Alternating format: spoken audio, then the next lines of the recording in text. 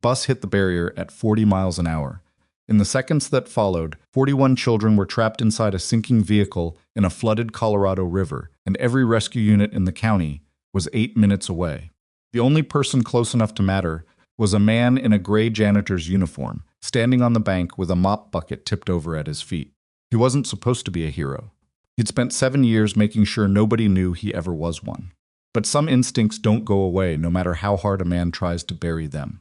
If a story like this is the kind that stays with you, the kind about ordinary people doing extraordinary things when the world isn't watching, then this channel is where you belong.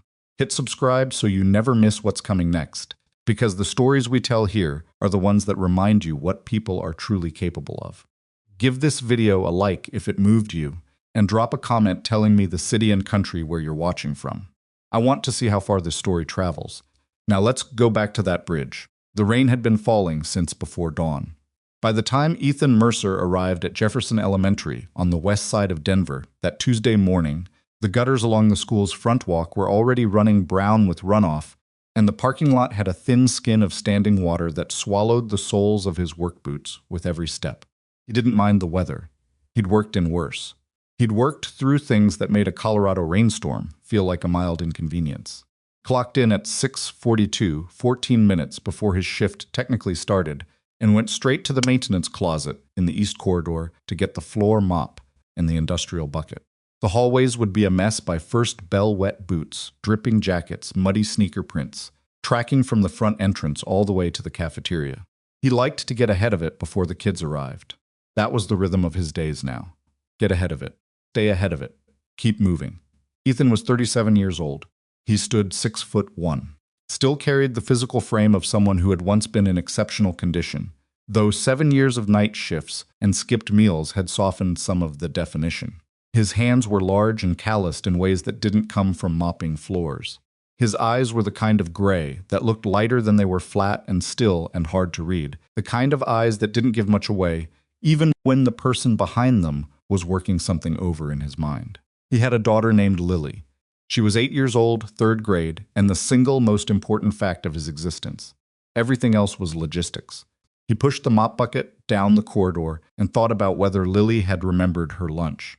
He'd left it on the counter: turkey sandwich, apple slices, those crackers she liked, the ones with the peanut butter already in them. She'd been half asleep when he walked her to the neighbor's place at 6:15. Mrs. Calloway watched her in the mornings before school. Lily usually woke up grumpy and stayed grumpy until about 9, a quality she had inherited from her father and didn't know it. He made a mental note to text Mrs. Calloway when he got a break. By 8 o'clock, the school was loud and wet and fully operational, and Ethan had already mopped the main corridor twice. He took his break in the maintenance room, sitting on an overturned bucket with a thermos of black coffee, eating a granola bar he'd shoved in his jacket pocket that morning. The radio on the shelf behind him was tuned to a weather station that had been predicting the storm all week. Now that it was here, they were talking about it, like they'd done something impressive by calling it. Ethan turned the volume down. He didn't like noise when he didn't have to have it. At 11:15, his supervisor, a heavy-set man named Dale who wore the same fleece vest every day regardless of temperature, came down the hall to tell him that the drainage pipe behind the gymnasium was backing up. Dale said it with the face of a man announcing a moderate catastrophe, which was how Dale announced everything. Ethan told him he'd take a look after lunch. "Take a look now," Dale said. "Principal's getting calls from parents about flooding near the drop-off zone." "It's raining," Ethan said. "There's going to be water near the drop-off zone." Dale gave him the look that supervisors gave employees they technically outranked but couldn't quite manage. "Just check the pipe, Ethan." "I'll check the pipe, Dale." He checked the pipe. It wasn't backing up so much as it was overwhelmed a system designed for average rainfall, trying to deal with twice that volume in half the expected time. Cleared a debris blockage near the grate, stood in the rain for 20 minutes with his hands in cold water, and by the time he was done, the parking lot situation had improved marginally, and his jacket was soaked through to his shirt. He was walking back along the service road that ran behind the school property and connected to Millbrook Avenue, a shortcut he took, when he didn't want to loop back around the main building when he heard it, the sound. It reached him before he understood what it was, a dense, grinding impact followed by a low metallic shriek, and then underneath both of those things the unmistakable high register of children screaming. Ethan stopped walking. He was approximately 40 yards from the Millbrook Bridge. Through the rain and the tree line, he could see the yellow side panel of a school bus tilted at an angle that made no structural sense if the bus was still on a road. He was already moving before the rational part of his brain had finished assembling the picture. He ran. Not the jogging pace of a man responding to an inconvenience, the full sprint of someone who had learned long ago that the difference between a second and 2 seconds could be everything. His boots hit the wet asphalt at Millbrook, and he covered the distance to the bridge's edge in under 20 seconds, arriving at the same time as 2 civilian drivers who had pulled over and were standing at the railing, looking down with the particular helplessness of people who want to do something and don't know what. The bus had gone through the guardrail on the bridge's west side. It sat nose down in the Millbrook Creek bed, which on a normal day carried about 3 feet of water, but today, after 4 days of continuous rain and snowmelt from the mountains, was running close to 9. The front end was already submerged. The rear of the bus was still partially above the waterline, the back emergency door visible, but bent inward at the frame. Inside, through the windows that were still above water, Ethan could see movement. Small bodies.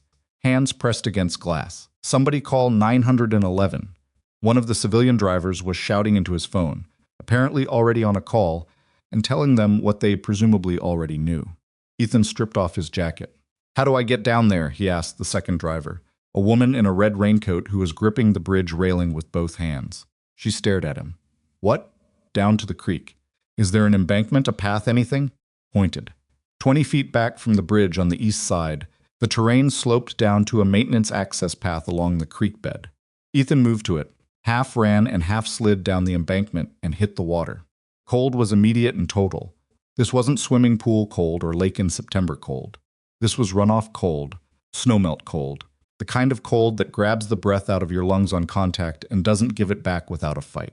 He pushed through it anyway, moving toward the bus through current that was strong enough to require active resistance, his boots finding uncertain purchase on the creek bed beneath him. He reached the bus's rear section. The emergency door was the fastest option, but it was compromised. The frame had bent in the impact, and the door wouldn't give. He moved along the side of the bus to a window that had already shattered, probably in the collision, leaving a gap wide enough to squeeze through if he went in at an angle. He went in at an angle. The inside of the bus was already half full of water. The children, he couldn't count them quickly, but there were many small bodies in the seats and in the aisle were pressed toward the back, away from the rising water at the front, crowded together with the particular silent terror of children who have passed the stage of screaming because screaming didn't help. A few were still crying. Most were just holding each other. A boy near the window, maybe 9 years old, grabbed Ethan's arm the moment he came through. "Mister, it's okay," Ethan said. He said it the way he used to say it in a different life flat, and certain no performance in it, just fact delivery. "I'm getting you out. I need you to listen to me and do exactly what I say." The boy nodded. "Can you swim a little? That's enough. When I lift you to the window, you pull yourself through and get to the bank. You don't wait for anyone. You don't look back. You move. Understand?" The boy nodded again. Ethan lifted him to the window and the boy went through. He went back for the next child, and the next. He established a system within the first 2 minutes, working from the window he'd entered, moving each child to it, keeping his voice low and steady, using their names when he could get them from the others. "What's her name?" "Okay. Maya, I'm Ethan. Here we go." It wasn't a rescue operation the way it looked from outside. From inside, it was just repetition. Get to a child, assess, move them, go back, get to the next one. The water rose while he worked. That was the variable he couldn't control and couldn't stop thinking about the rate of rise. Creek was still coming in. Every time he repositioned himself, the water line was a few inches higher than the last reference point he'd made. He could feel it in the current, too, that it was getting stronger, which meant either the storm was intensifying or there was additional volume coming from somewhere upstream. Kept moving. Outside, he could hear sirens now distant, but getting less distant. He registered the sound and set it aside. Sirens were future information. Present information was the child directly in front of him, a girl in a yellow raincoat who had her eyes squeezed shut and both hands wrapped around a backpack strap and would not let go of the backpack. "Got to leave the bag," he said. "My mom's phone is in there. Your mom's going to be a lot more worried about you than the phone. Come on." She let go of the backpack. He got her to the window. He counted as he worked. It was habit, something he'd done in other situations, in other circumstances, that he didn't let himself think about directly. Just an old operational habit of keeping a running count so he knew where he was in relation to where he needed to be. 7 out. 8, 9. 10. The bus lurched. It was a shift in the angle, the nose dropping another few degrees as the creek's current continued working at the wreck, the rear section rising slightly in response. Several children who had been clinging to seats lost their grip and slid toward the front of the bus, toward the water. Ethan caught 2 of them, hauled them back toward the window end, and got them out in quick succession. The water line was at his chest now. He had to work with his head tilted back to keep his mouth clear. 13, 14, 15. And then from the back, from the far end of the bus, from behind a seat that had partially collapsed in the impact and created a pocket of trapped air, he heard a voice that was small and precise and very calm. "Hello? Is anyone there?" He pushed toward it.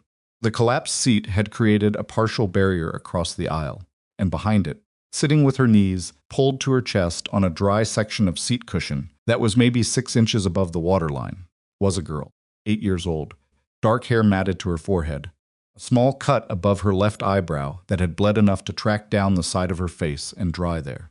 She was wearing a blue jacket with a small silver pin on the collar, a butterfly. She looked at Ethan the way children sometimes do when they are terrified, but have decided that showing it fully is not an option. "Hi," she said. "Hi," he said back. "I'm Ethan. What's your name?" "Sophie." "Are you hurt anywhere besides your head, Sophie?" She considered this seriously, the way a child does when they want to give you an accurate answer. "My shoulder.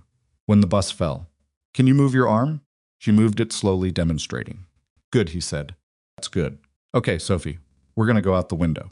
You're going to need to get wet, and it's going to be cold. I need you to hold on to me and not let go. Can you do that?" She looked at the water between them and then at him. "Are you strong enough?" she asked. It would have been almost funny in a different context. He said yes. "Okay," she said, "I'm ready." The bus dropped another degree just as Ethan reached her, and the trapped air pocket behind the collapsed seat let out a long metallic groan as the structure shifted. Water poured in over the seat back. He got his arms around Sophie and moved not carefully now. There wasn't time for careful. There was only time for fast.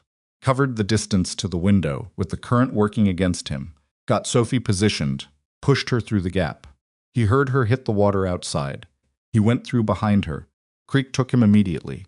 The current grabbed him sideways, and for 2 seconds it was just physics, just water and weight and direction. He got his feet under him, found Sophie, pulled her against his chest, and pushed for the bank. When he got his feet on solid ground and turned around, Ethan realized, distantly, that the rear section of the bus was no longer visible. He was sitting on the bank with Sophie still in his arms, when the first firefighters reached them from the bridge access path, moving fast in their gear, stopping short when they found a man in a soaked work shirt, sitting in the mud with a small girl wrapped in his arms. "She's got a shoulder injury," Ethan said. "Possible concussion. You've got about 15 kids coming out upstream. I was getting them out through a window on the passenger side." The firefighter stared at him. "You were in there?" "Yeah." Ethan handed Sophie over carefully. "Be careful with the shoulder." He sat in the mud while the firefighters moved past him. He was shaking, which he registered without particular concern, the cold, mostly, and the adrenaline leaving his system the way it always did, suddenly and completely, like a light switching off. His hands were cut from the broken window frame. He hadn't noticed until now. He sat there while emergency vehicles filled the bridge overhead, and sirens layered over each other in the rain, and he thought about Lily. He thought about how she was probably in class right now, probably sitting in the 3rd row from the window the way she always did, probably working on her handwriting or a math problem, completely unaware that her father was sitting in a cold creek bed bleeding from both palms. He was glad she didn't know. He didn't want her to ever have to know what it looked like when the world went sideways. That was the whole point. That was what every double shift and every cheap dinner and every Saturday morning he spent patching her shoes instead of buying new ones, was for, so that Lily would never have to sit in the mud in the rain and wonder if she was going to be okay. Paramedic appeared in front of him with a foil emergency blanket and wrapped it around his shoulders. "Sir, we need to check you out." "The kids first," Ethan said. "Sir, the kids first." The paramedic paused, looked at him for a moment, and then nodded. "Okay, stay here." He stayed there, in the distance, wrapped in a dry blanket, and sitting in the back of an ambulance with her mother's phone number in her head and a butterfly pin on her jacket. Sophie Sterling looked back through the ambulance window at the man sitting alone in the mud on the bank. She had asked him if he was strong enough. He had said yes. She didn't know yet that she was going to spend the rest of her life being grateful he'd told the truth. The hospital waiting room smelled like floor cleaner and vending machine coffee, and Vivian Sterling had been sitting in it for 40 minutes before she trusted herself to stand up without her legs giving out. She hadn't cried at the scene. She hadn't cried in the ambulance, or when the ER doctor came out and told her Sophie had a mild concussion, a sprained shoulder, and 3 small lacerations that didn't require stitches. She hadn't cried when they finally let her into the room, and Sophie looked up from the hospital bed and said, "Mom, I kept my pin, the butterfly one. I didn't lose it," as if that were the most important piece of information to convey. Cried then, quietly, with her face turned away from her daughter, because Sophie was 8 years old and didn't need to see what the last 2 hours had looked like from the outside. The fear had a specific texture. Vivian had been afraid before, afraid of bad quarters, afraid of losing a deal, afraid of the particular loneliness that came with running a company at 30, while the people around her were either envious or calculating, or both. But that kind of fear had edges she could work with, problems she could structure into manageable components and address in sequence. This fear, the 90 seconds between getting the call and understanding that Sophie was alive, had no edges. It was just open water in every direction. She sat with Sophie for 20 minutes before her assistant, Marcus, called to tell her that the situation was under control, that the school district's communications team was handling the press, that she didn't need to address anything publicly tonight. She thanked him and hung up and realized that what she actually wanted to know had nothing to do with press. "Sophie," she said, keeping her voice level, "can you tell me about the man who got you out?" Sophie had been fighting sleep. The doctor said she'd be in and out for a few hours, which was normal, but this question brought her back into focus. She opened her eyes fully and looked at her mother with the particular directness she'd had since she was about 3 years old. "His name is Ethan," Sophie said. "He told me before we went out the window." "Did he say anything else?" "He asked if I was hurt, and then he asked if I could hold on." She paused, thinking about it. "I asked him if he was strong enough." Vivian blinked. "You asked him that?" "Well, I needed to know," Sophie said, as if this were perfectly reasonable. He said yes. He was right. After Sophie drifted off, Vivian found a nurse and asked where the man who had brought Sophie in was located. The nurse pointed her toward the corridor outside the trauma bay, not inside it. She specified just outside it. He'd refused to be admitted. He was sitting in the hall. He was, in fact, sitting on a plastic chair against the wall with a foil blanket draped over his shoulders that he'd pushed down around his waist. And he was wearing a soaked work shirt with the left sleeve rolled up where a paramedic had bandaged both his palms. His boots were still wet. There was dried mud on the side of his jaw that he either hadn't noticed or hadn't bothered to address. He was staring at nothing in particular with the focused inwardness of a man working something over in his head. Vivian had prepared a version of this encounter in the waiting room. She was good at prepared versions. She'd built an entire company on knowing what she wanted to say and how to say it before she entered a room. She had planned to be composed, grateful, and appropriately generous. She had planned to thank him in a way that acknowledged the magnitude of what he'd done without being performative about it, and then she had planned to offer him something meaningful. Plan dissolved the moment she actually saw him. Because this was the thing she wasn't prepared for. He looked tired in a way that had nothing to do with the last 2 hours. It was a deeper tired than that, the kind that had been accumulating for years. She stopped in front of him. He looked up. His eyes were gray and steady, and he didn't seem surprised to see her, which she registered without knowing what to do with. "You're Sophie's mother," he said. "I am." She sat down in the chair next to him, which she hadn't planned to do. She'd planned to stand. Standing was a power position. Sitting down in a plastic hospital chair next to a soaking wet janitor was not a power position, and she found she didn't care. "Is there anything I can get you? Food, dry clothes, I can have someone here in 20 minutes. "No," he said. "Thank you. I want to." She started and then recalibrated because the opening she'd prepared suddenly felt wrong in a way she couldn't fully articulate. "How are your hands?" He looked at them like he'd half forgotten about them. "They're fine. Cuts from the window frame," he paused. "Sophie has a butterfly pin on her jacket. She told me she kept it." Did she actually bring that up at the hospital?"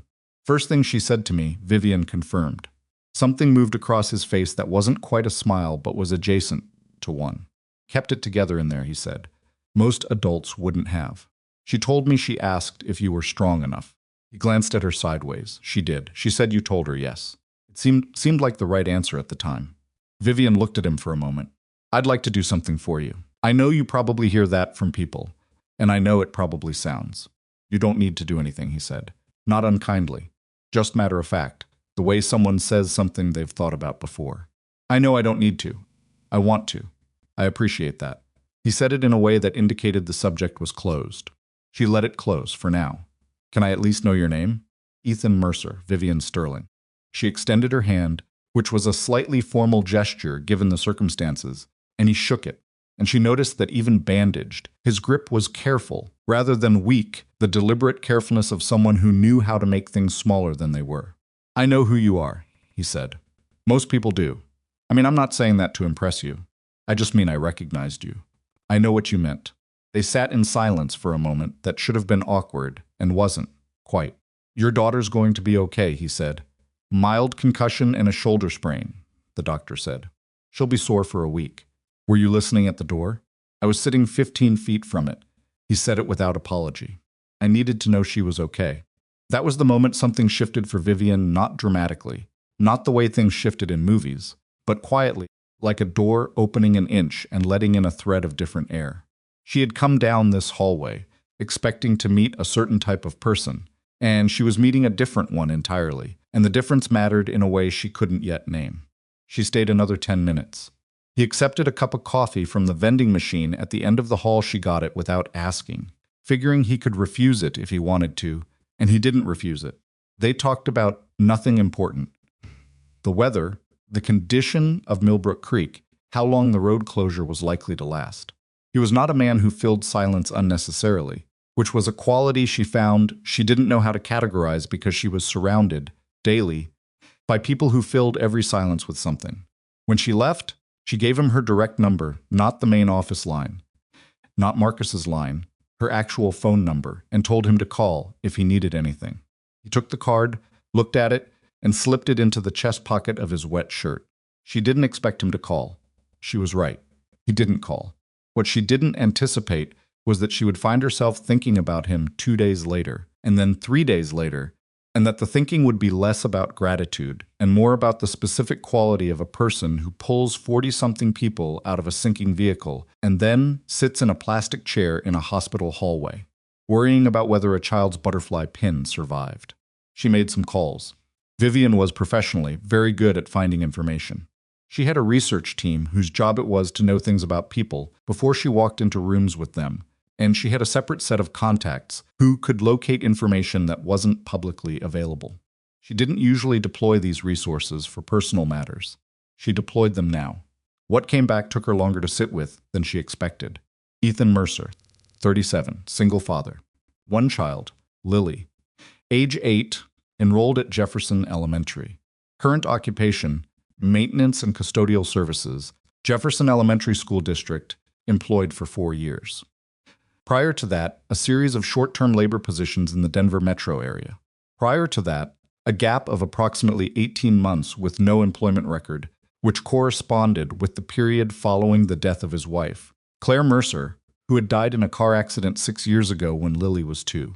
And prior to that, United States Navy, 12 years of service, special operations, a deployment record that her contact described carefully as significant and not fully available through standard channels.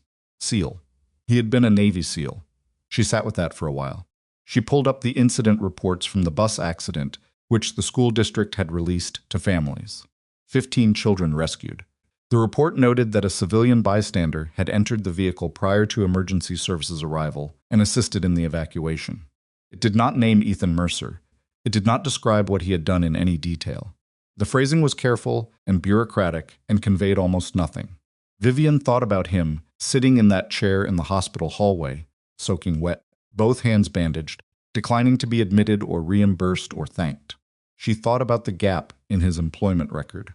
18 months of nothing, which wasn't nothing. It was a man with a 2-year-old daughter and a dead wife, and no support structure she could find, just surviving one day at a time in whatever way he could manage.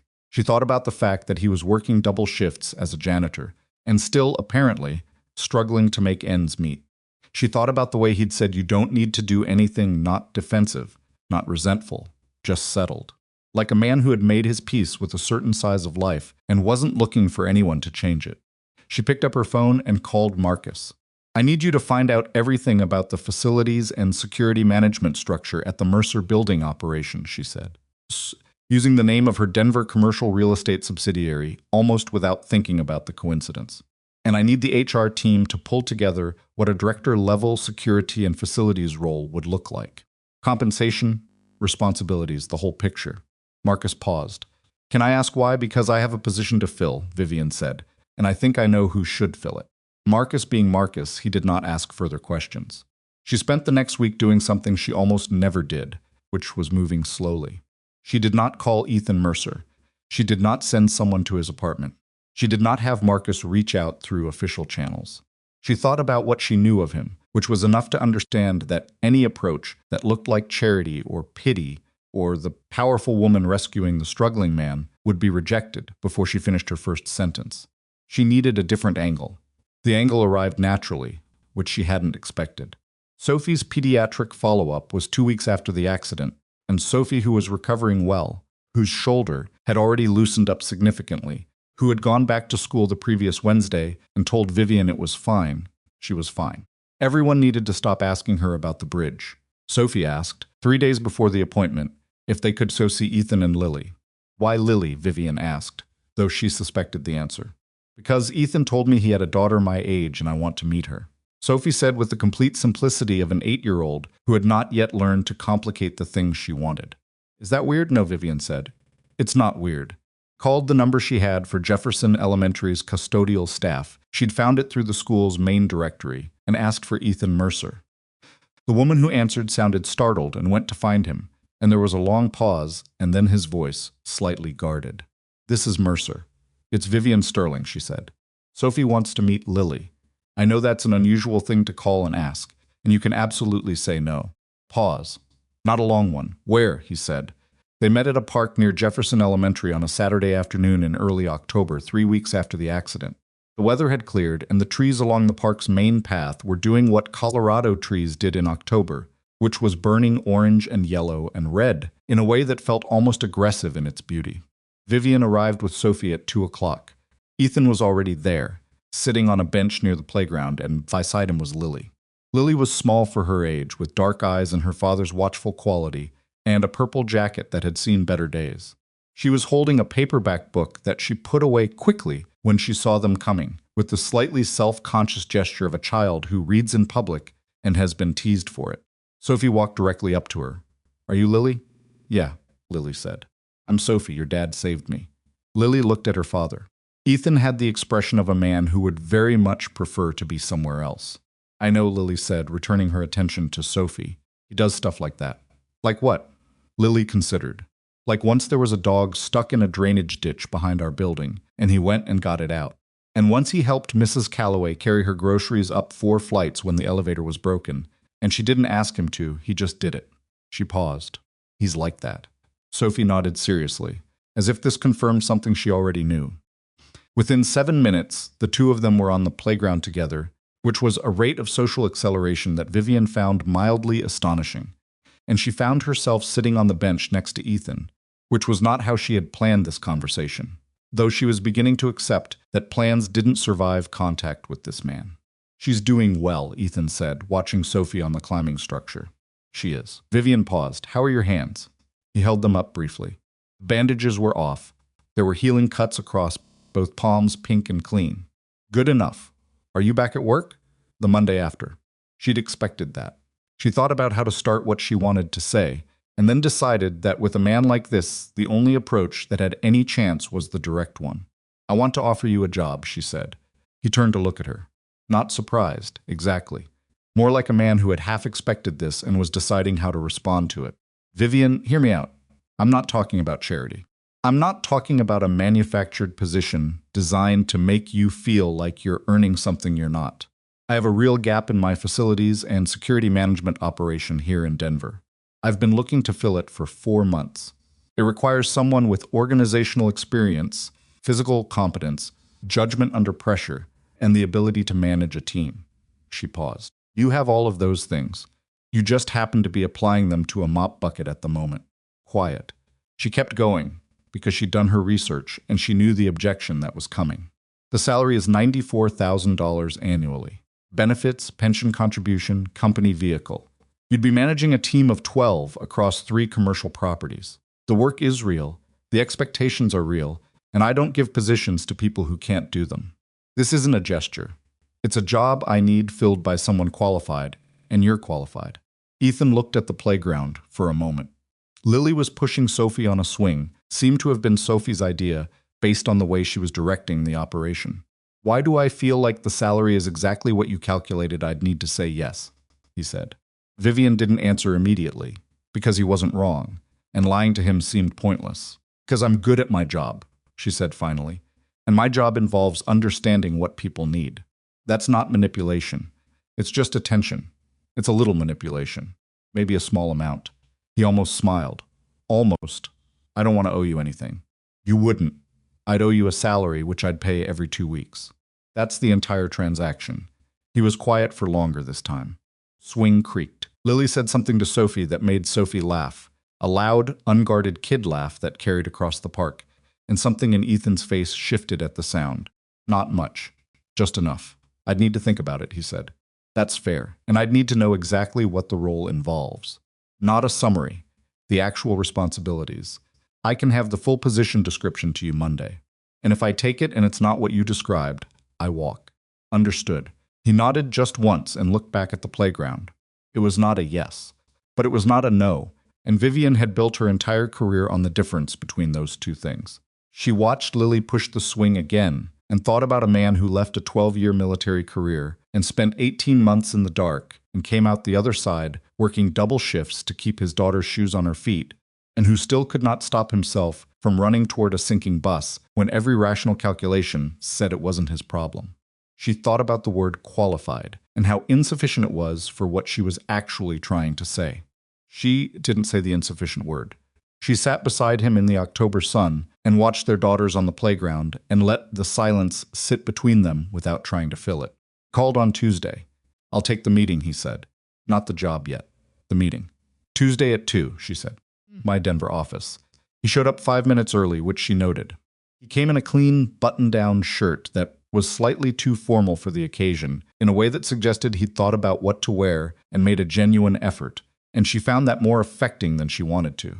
He asked good questions during the meeting, detailed, specific operational questions about team structure and incident response protocols and reporting chains. He caught 2 inconsistencies in the position description that her HR team had glossed over. He pointed them out without drama, just noted them and asked for clarification. At the end of the meeting, he said he'd give her an answer by Friday. She said that was fine. He said yes on Thursday. He started the following Monday. And for the first 3 weeks, everything was professional. He was good at the job, better than good, actually, in the quiet and thorough way that people are good at things when the work matches something in how their brain is organized. He identified a security gap in one of the commercial properties that her previous team had missed for 8 months and corrected it in a week. He had a way with the facilities staff that was neither authoritative nor passive. He just showed up and did things alongside them, and they started following him without anyone making an announcement about it. Marcus told Vivian, with the slightly reluctant admiration of a man reporting good news he hadn't expected, that the team's response times were already down 15%.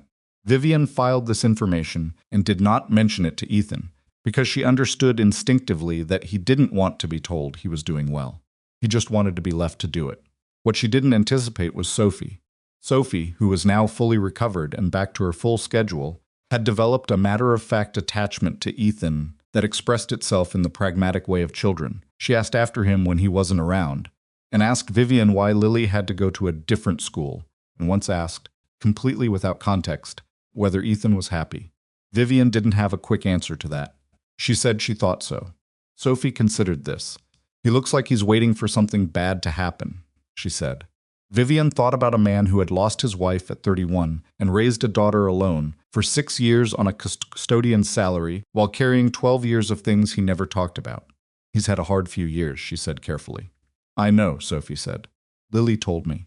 The two girls had established a routine of video calls on Saturday mornings, which had begun without any adult arrangement, which Vivian had only discovered when she came into the kitchen one morning to find Sophie sitting at the counter in her pajamas, deeply engaged in a conversation about books, with a small dark-eyed girl on the screen who was explaining with great conviction the merits of a particular fantasy novel series.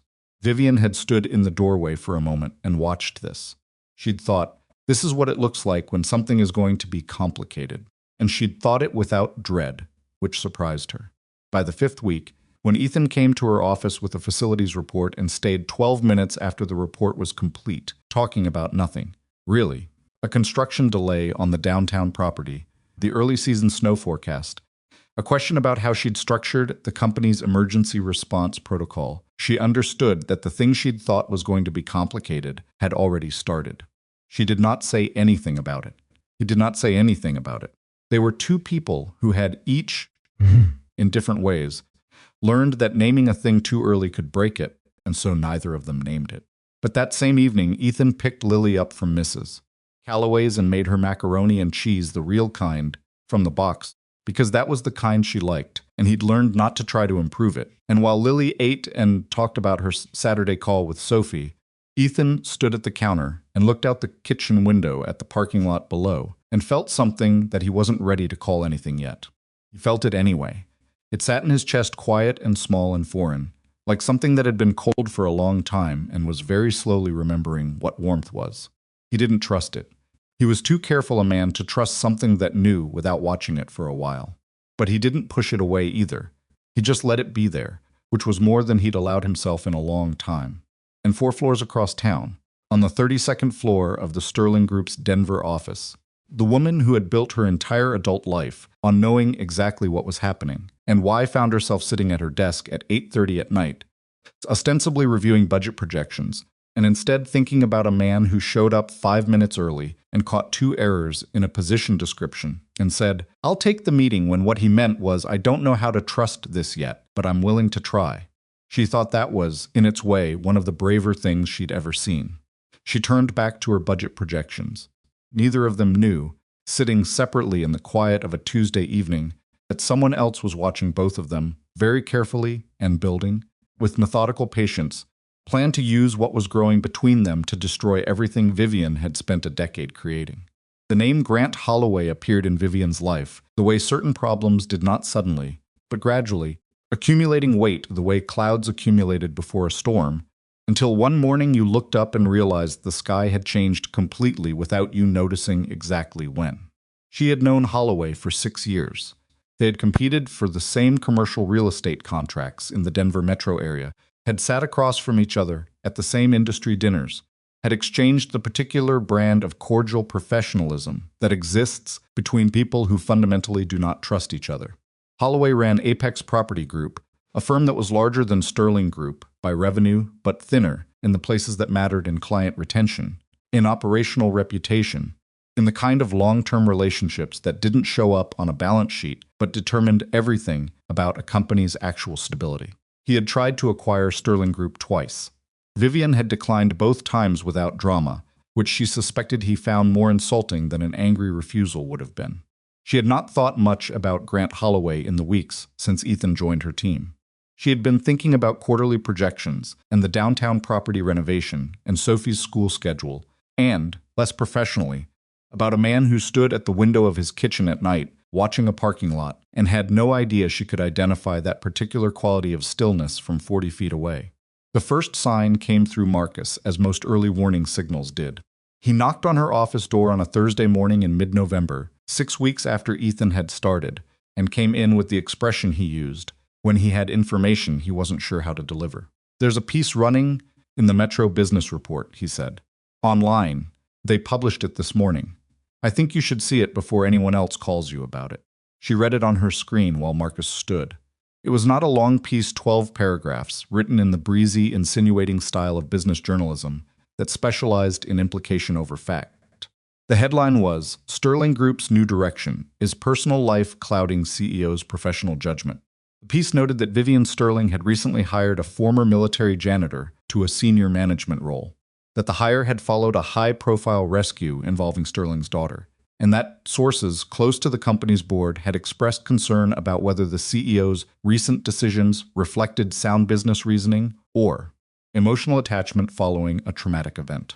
It did not name Ethan directly. It described him as a low-income former service member with no corporate management experience, which was both technically accurate in a narrow sense and constructed to land like an insult.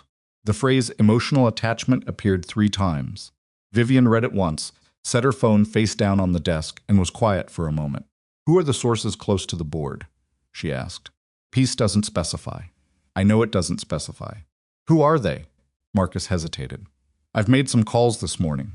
2 board members received contact from Apex Property Group's communications office in the last week. I can't confirm they're the sources, but the timing suggests it." "Holloway, I think so." She nodded, slowly. "Get me a full brief on Apex's current contract positions. Everything they're pursuing in the Denver metro market. I want to know what he stands to gain if he destabilizes us right now. Already pulling it. And get me James Rourke." James Rourke was Sterling Group's outside legal counsel, a dry, meticulous man who had been practicing corporate law for 30 years and who Vivian trusted precisely because he had no interest in making her feel better about bad situations. After Marcus left, she sat for a moment longer. Then she picked up her phone and called Ethan. He answered on the second ring. She could hear background noise, the downtown property, probably, where he'd told her he was doing a facilities walkthrough that morning. "Have you seen something in the Metro Business Report this morning?" she asked, skipping the opening. A pause. "No, should I?" "There's a piece about Sterling Group. It mentions your hire. It's not kind about how it frames things." Another pause longer. "About me specifically? About the decision to hire you. It implies the decision was emotionally motivated and questions my judgment." She stopped, then added, "I want you to hear it from me before someone else sends it to you." He was quiet for a moment, in a way that was different from his usual quiet, tighter, she thought. "What do you need from me?" he said. She noticed that was his first question. Not what did they say or how bad is it, what do you need from me? "Nothing right now," she said. "I wanted you to be aware."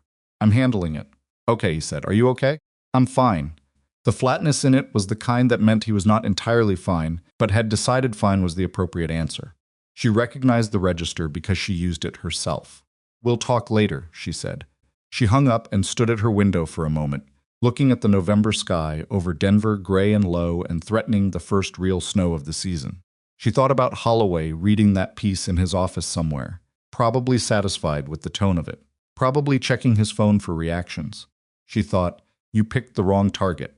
What she didn't know yet, what no one knew, in those first hours was that the piece in the Metro Business Report was only the opening move. The thing that came next was different in character. It was not insinuation, it was documentation, or what appeared to be documentation, and that distinction mattered enormously. It arrived 4 days later.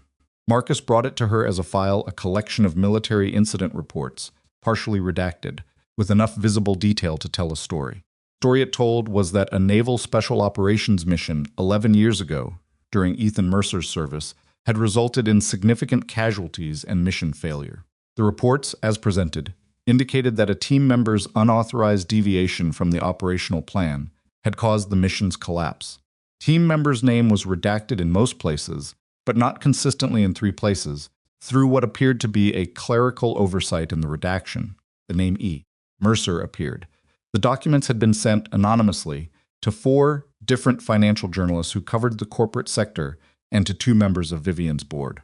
2 of the journalists had already called Marcus for comment.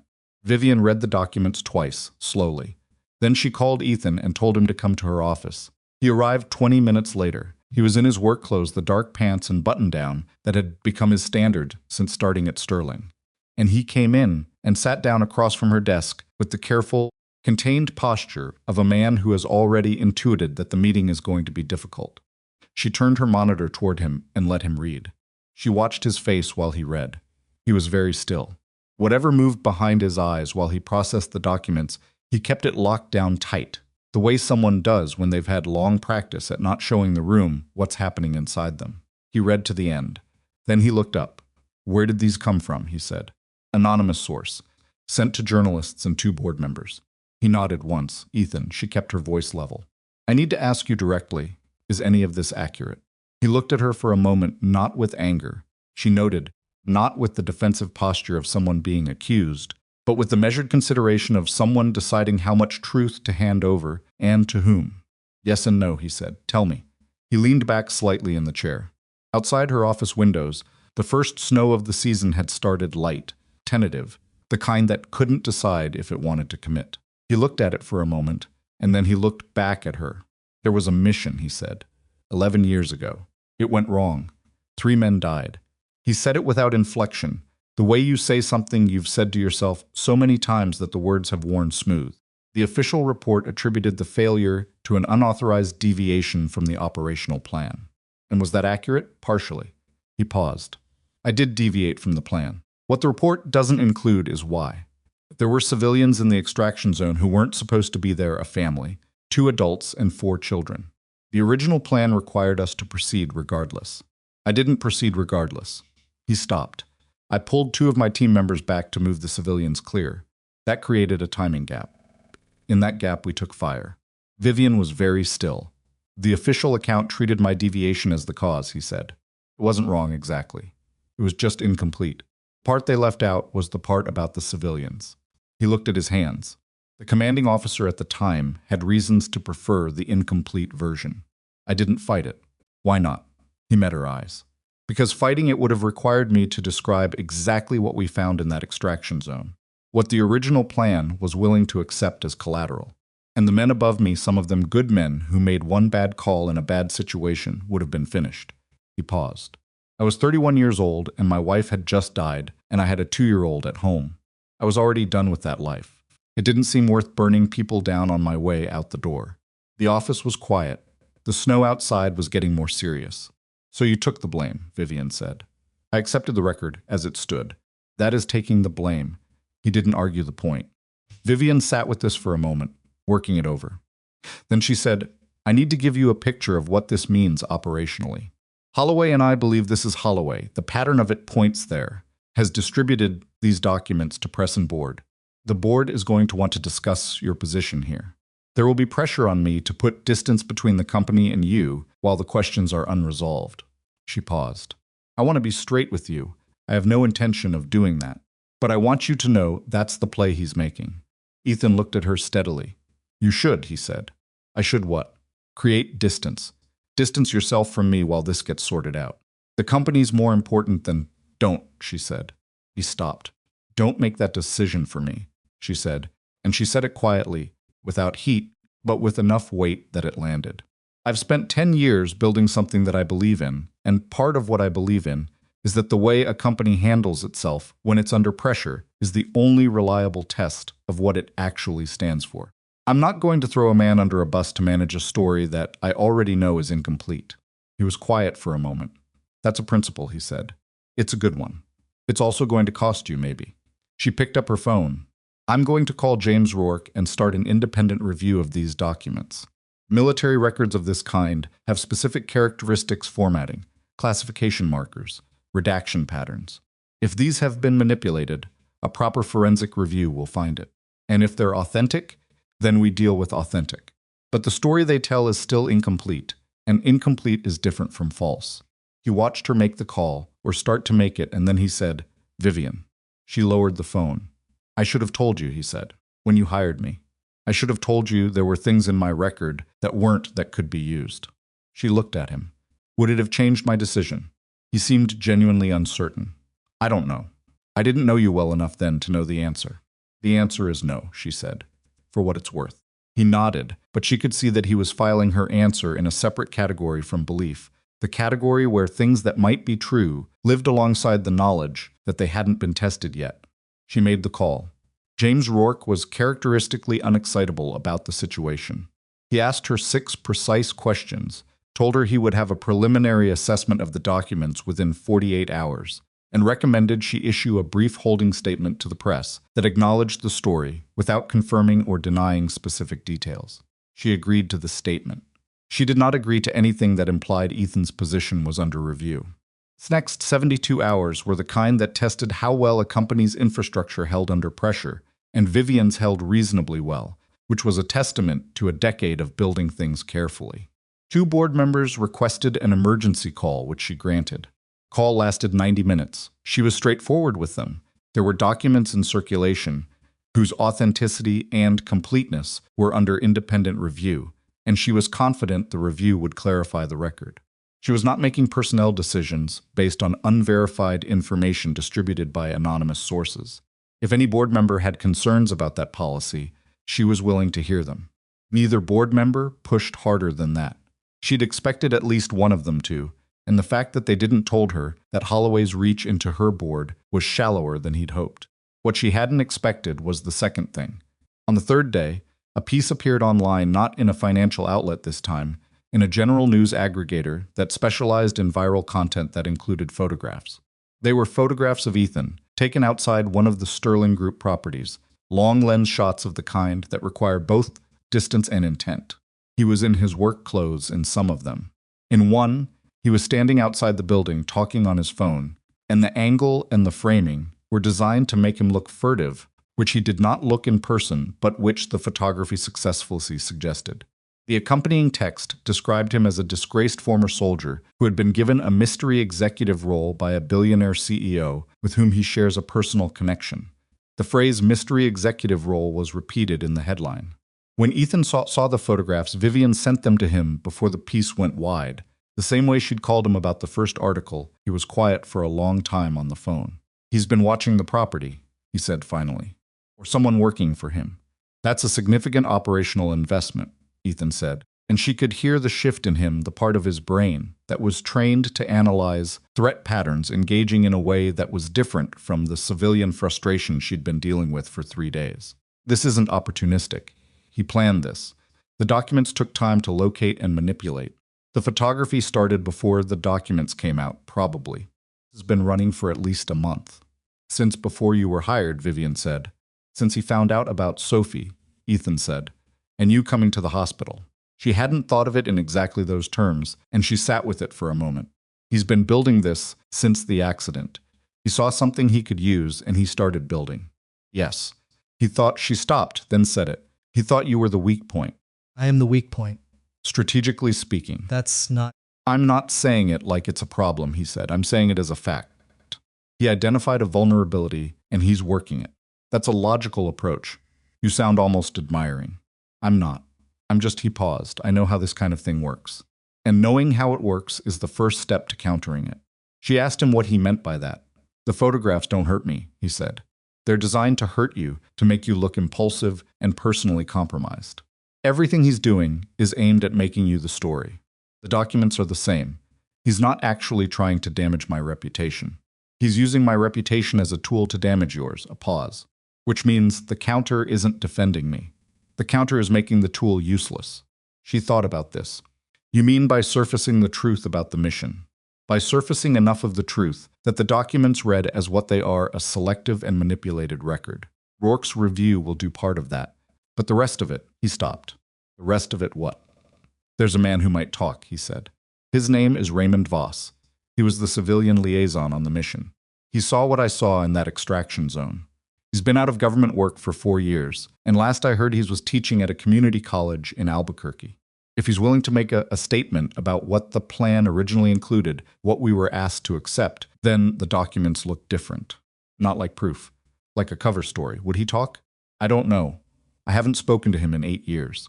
There was a long pause. "Would you be willing to try?" she asked. He didn't answer immediately. She understood, without him explaining it, that what she was asking him to reopen was not a file. It was a room he had closed the door on 11 years ago and walked away from, and tried very hard never to think about in the direct, unfiltered way that rooms like that required when you actually open them. "Yeah," he said finally, "I'll try." He drove to Albuquerque on a Friday, came back Sunday. He told Lily he was visiting an old friend, which was close enough to the truth that he didn't feel too bad about it. Mrs. Calloway watched Lily for the weekend. The drive was 7 hours each way, and Ethan did both legs without stopping, except for gas, which was a thing he did when he needed the time to think and didn't want to think too hard, keep the body occupied, let the mind work at its own pace. He found Raymond Voss exactly where his research had placed him, at a small apartment complex near the Albuquerque Community College campus, where he taught political science. Voss was 54 now, heavier than Ethan remembered, with the permanently careful expression of a man who had spent years in government work, learning to say less than he knew. He opened his apartment door and looked at Ethan for a long moment without speaking. Mercer, he said. Voss. I figured someone would come eventually. He stepped back from the door. You want coffee? The conversation lasted 4 hours. It was not a comfortable 4 hours. Voss had his own history with the mission, his own accounting of what had happened and what he'd stayed quiet about and why, and laying it out required him to say things he had apparently spent years arranging into a form he could live with. Ethan sat across from him at a kitchen table and listened without interrupting, because that was another old skill, knowing when the thing you needed required you to be quiet and let someone else find their own way to the point. When Voss was finished, Ethan told him what he needed. Voss looked at his coffee cup for a while. A sworn statement, Voss said. Yes. About what the original operational parameters included. Yes. That would open certain things back up. Possibly, Ethan said. Probably. I'm not going to tell you it won't. Voss was quiet. They used your record, Voss said. Someone did. Yes. To get at the Sterling woman, yes. Voss looked at him. Is she worth it? Ethan thought about this honestly for a moment, which was not quite the question. Voss was asking, but was the version of the question that he needed to answer for himself first. It's not just her, Ethan said. It's the record.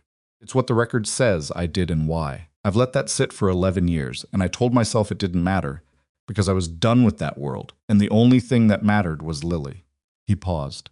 But Lily's going to be 15 someday, and then 25, and she's going to find out what kind of man her father was, or what the official record says he was. And I'd rather she found out the truth. Voss looked at him for a long time. All right, he said, get me a lawyer. Ethan called James Rourke from the parking lot of Voss's apartment complex at 9:30 on a Saturday night. Rourke answered, which said something about Rourke. Ethan explained what he had. Rourke was quiet for a moment, and then said he would drive to Albuquerque himself the following morning to take the statement. He drove back to Denver. He got home at 2 a.m. and stood in the kitchen for a while, without turning on the light. The city outside was quiet, the way Denver got quiet after midnight, and the streetlights threw orange parallelograms across the kitchen floor, and he stood in one of them and thought about 11 years of carrying something he'd told himself wasn't heavy. Turned out it was heavy. He'd just gotten used to the weight. He checked in on Lily asleep, her book open on the pillow beside her face, which was a habit she'd had since she was 4, and pulled the book out carefully and set it on the nightstand. She didn't wake up. She made a small sound and pulled her blanket tighter and didn't wake up. He stood in the doorway for a moment. He thought about what Voss had asked him. Is she worth it? The honest answer, the one he hadn't said out loud, because it hadn't been Voss's business, was that the question had 2 layers to it, and he was only beginning to understand the second one.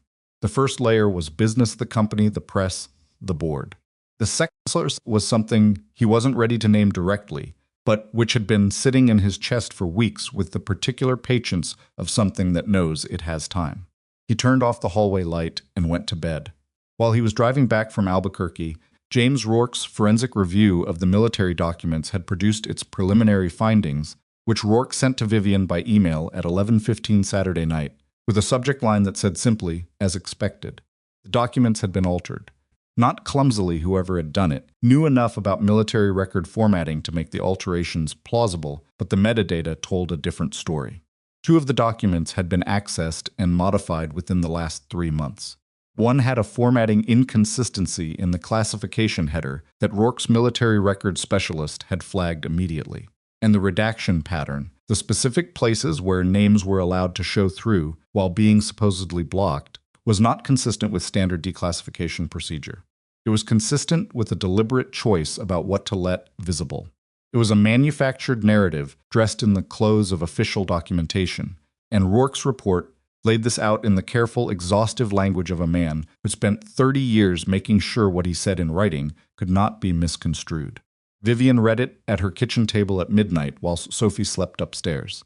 She forwarded it to her board chair with a note that said, Independent Forensic Review attached.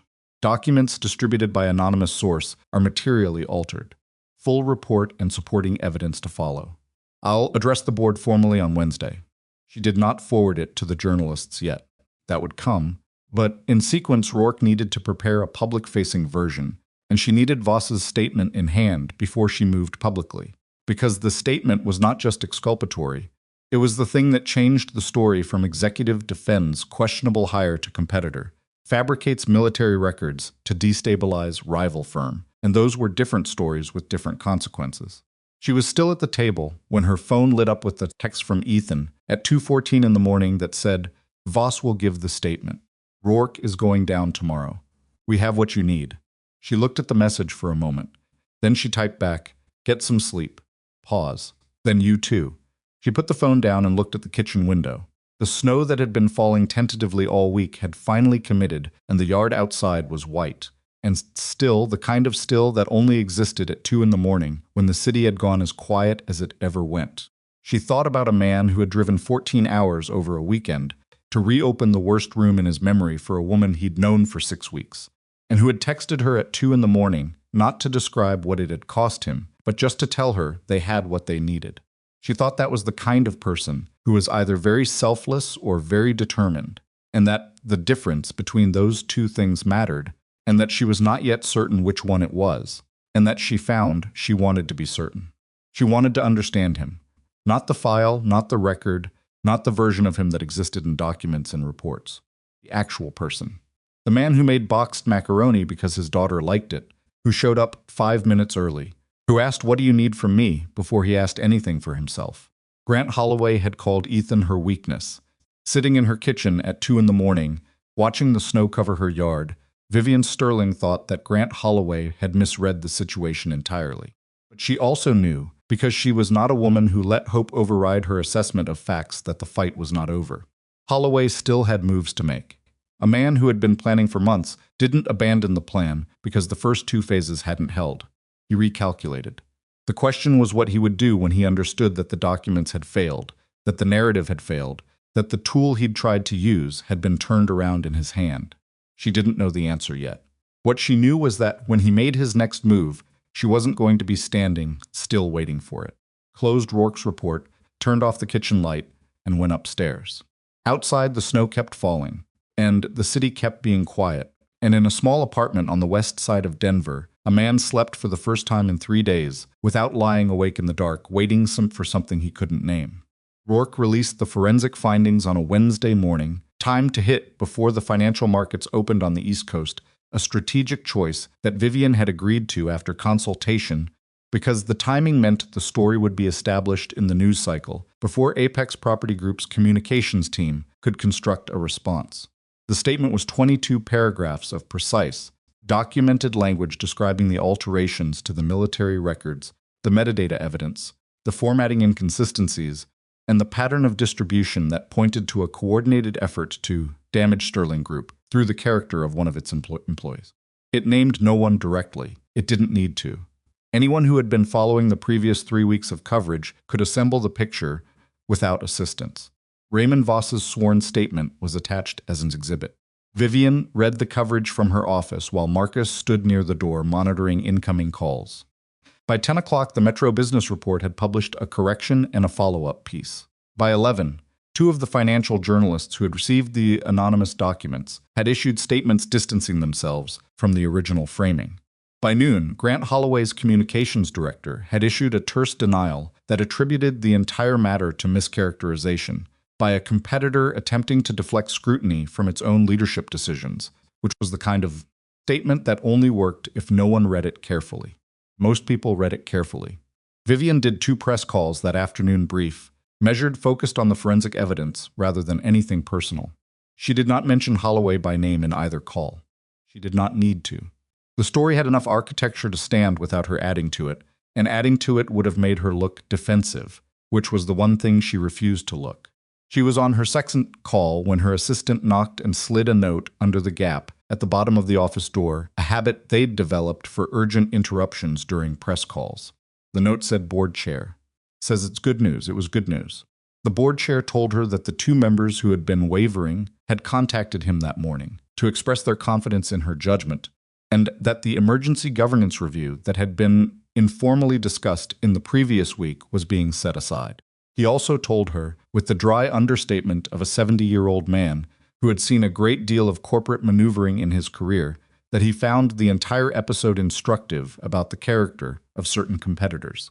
She thanked him and got off the call and sat for a moment with the particular flatness that follows the resolution of something that has been consuming all available energy for an extended period. It wasn't relief exactly. It was the feeling of a sustained tension releasing, which was adjacent to relief but also slightly disorienting, the way sudden quiet was disorienting after a long noise. She thought about Ethan. She picked up her phone and called him. "It's done," she said when he picked up, a pause on his end. She could hear he was outside wind and the distant sound of traffic. The board settled. Rourke's statement is doing what it needed to do. Holloway's response is a non-denial denial, and the press knows it. She paused. Voss's statement was the piece that made it work. Without that, the forensic evidence on its own could have been argued. "I know. How are you beat?" "Fine, Ethan." "I'm fine," he said again. And then, because she had apparently developed the ability to produce honesty from him through patience alone, "It's a lot. The Voss thing. Opening that back up, it's a lot. I know it is. I don't regret it. I didn't think you did. I just need he stopped. A day or two to put things back in their places. In my head. Take whatever you need." He was quiet for a moment. "How's Sophie?" The question landed with the particular warmth of something that had become habitual, Ethan asking after Sophie, the way he asked after things he'd decided mattered to him, without announcement or performance, just as a fact of how he was in the world. "She's good. She got a perfect score on her history test and has been mentioning it at every available opportunity." "Sounds right." A pause, and she could hear the shape of something in it, not quite a smile, but the auditory approximation of one. "Tell her Lily says she needs to stop showing off. Tell her yourself." She said it before she fully decided to say it, and then it was said, and she let it stand. "Come for dinner, Saturday. Bring Lily." A moment of silence that was not the same as hesitation, more like a man registering a shift in territory and deciding how to respond to it. "Okay," he said, 7 o'clock. "We'll be there." She hung up and looked at the window for a moment. Marcus knocked and came in with the afternoon's call list, and she turned to it, and the day kept moving the way days did when they decided they were done with drama and needed to get back to ordinary business. She had 3 property meetings, a call with her operations director, and a contract review that should have been done 2 weeks ago. She worked through all of it with the focused efficiency of someone who had been distracted for 3 weeks and was now reclaiming lost ground. What she didn't fully account for in the momentum of the day's recovery was Grant Holloway. She had assessed him, she thought, accurately. She had understood his methods, anticipated his moves, countered them effectively. What she had underestimated was not his intelligence, but his temperament specifically, the particular irrationality that entered a certain kind of calculated person when they were publicly embarrassed and had no remaining strategic options. Holloway didn't call his lawyers that Wednesday afternoon. He drove to a bar in Cherry Creek and sat there for 4 hours, and whatever he thought about during those 4 hours produced, by Thursday morning, a decision that was not strategic. It was not a business move. It was the decision of a man who had decided that if he was going to go down, he was going to make the going down cost as much as possible for everyone around him. None of this was visible to Vivian or Ethan on Wednesday evening, when the day was settling into its quiet aftermath and the crisis appeared to have resolved. The visibility came later, and it came from a direction neither of them had fully anticipated. Thursday was a normal day at the Sterling Group properties. Ethan did a facilities walkthrough at the downtown location in the morning, handled a minor issue with a security contractor in the afternoon, and picked Lily up from school at 3:15. Lily had been doing a science project on weather systems and had strong opinions about the relative predictability of mountain weather versus plains weather, and she explained these opinions at length on the drive home, while Ethan listened and interjected occasionally and thought distantly about Saturday dinner and what he was going to tell Lily about it. He hadn't told her anything yet about the documents and the press and the 3 weeks of pressure. She was 9 years old, and he had worked hard to keep the professional difficulty away from her.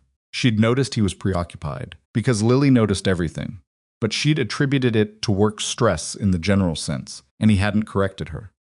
The Saturday dinner he was going to have to address differently. "Hey, Lil," he said, pulling into the parking lot. "What?" "We're going to Vivian's for dinner Saturday. You and me." Lily processed this.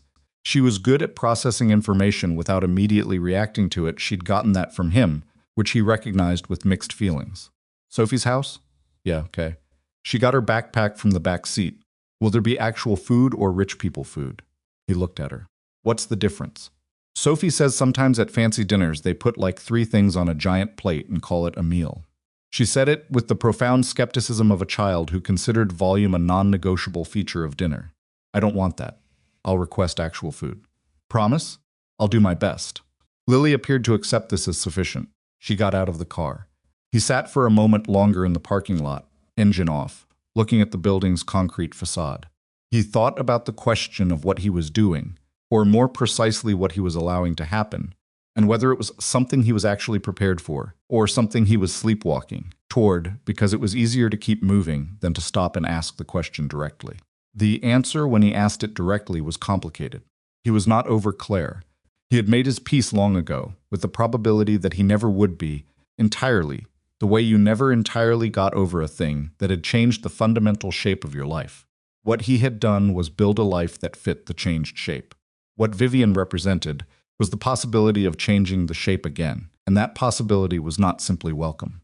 It was also frightening in a way he didn't have clean language for, not because of her, but because of what it would mean to open something that he had closed carefully over years and learned to live without.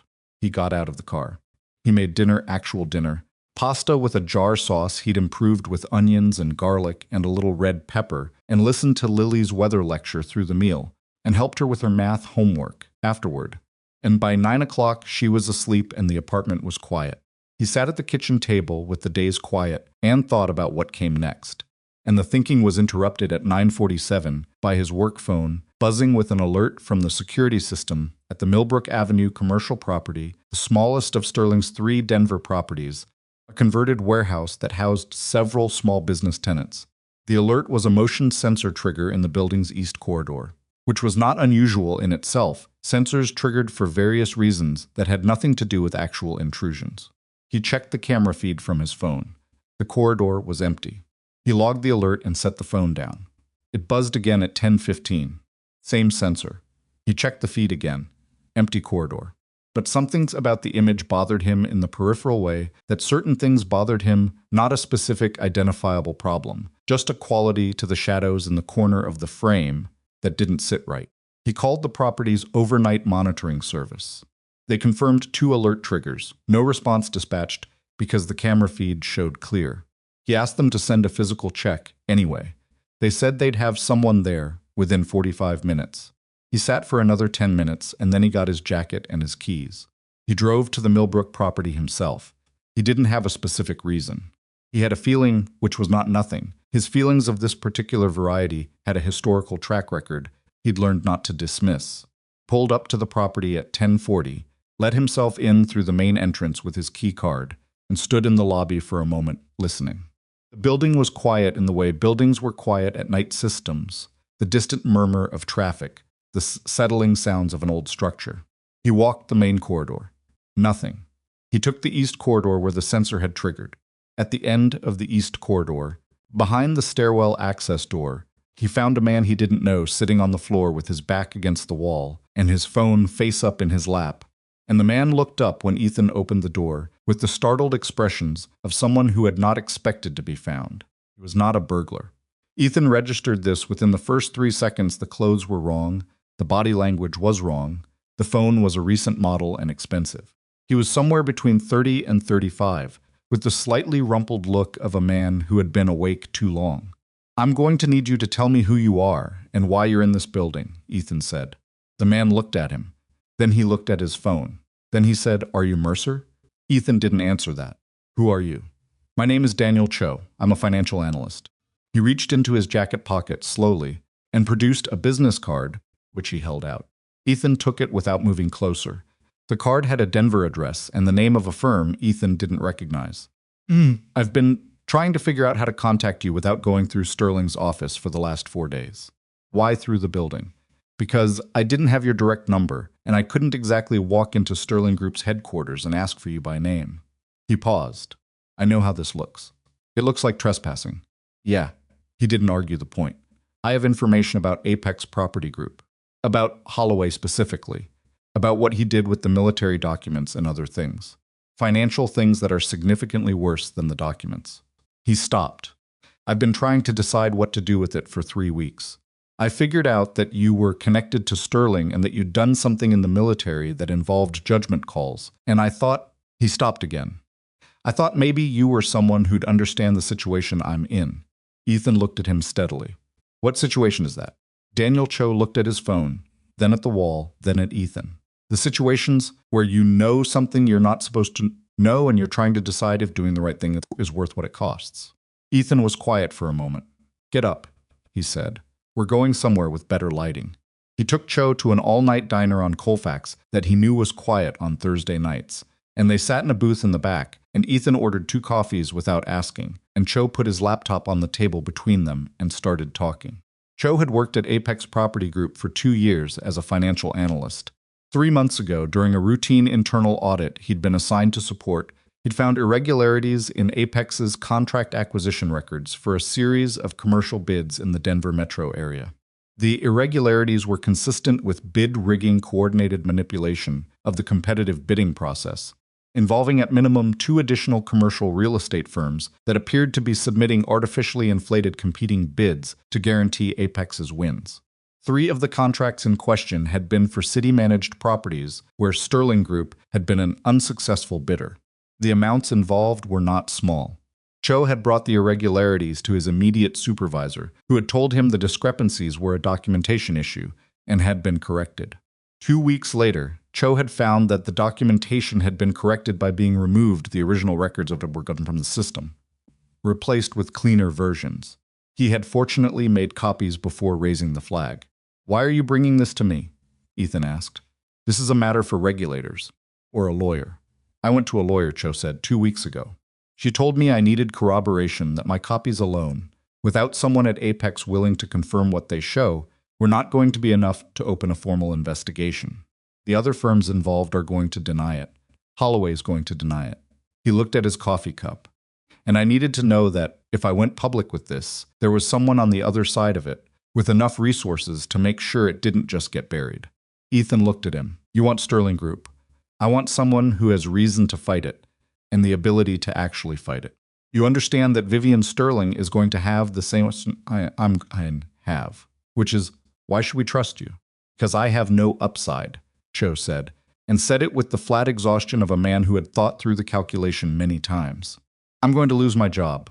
I'm probably going to have significant difficulty finding another one in this industry in this city. Holloway has reach. The only thing I get out of this is the ability to look at myself in the mirror, and I've decided that's worth something, even if it's the only thing."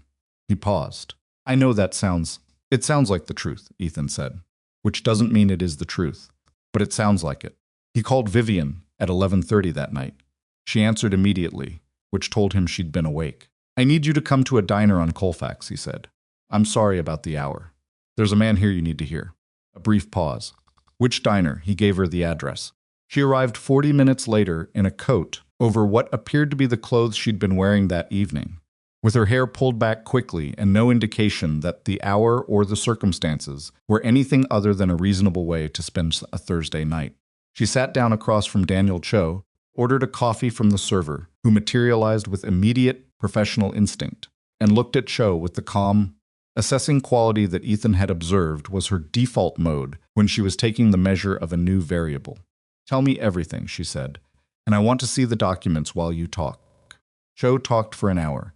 Vivian asked questions throughout precise, detailed questions that moved through the financial architecture of what Cho was describing, with the efficiency of someone who understood the mechanics of commercial real estate, bidding deeply and personally. She caught 2 things in Cho's account that he hadn't flagged as significant, asked him to elaborate, and determined that both were actually significant.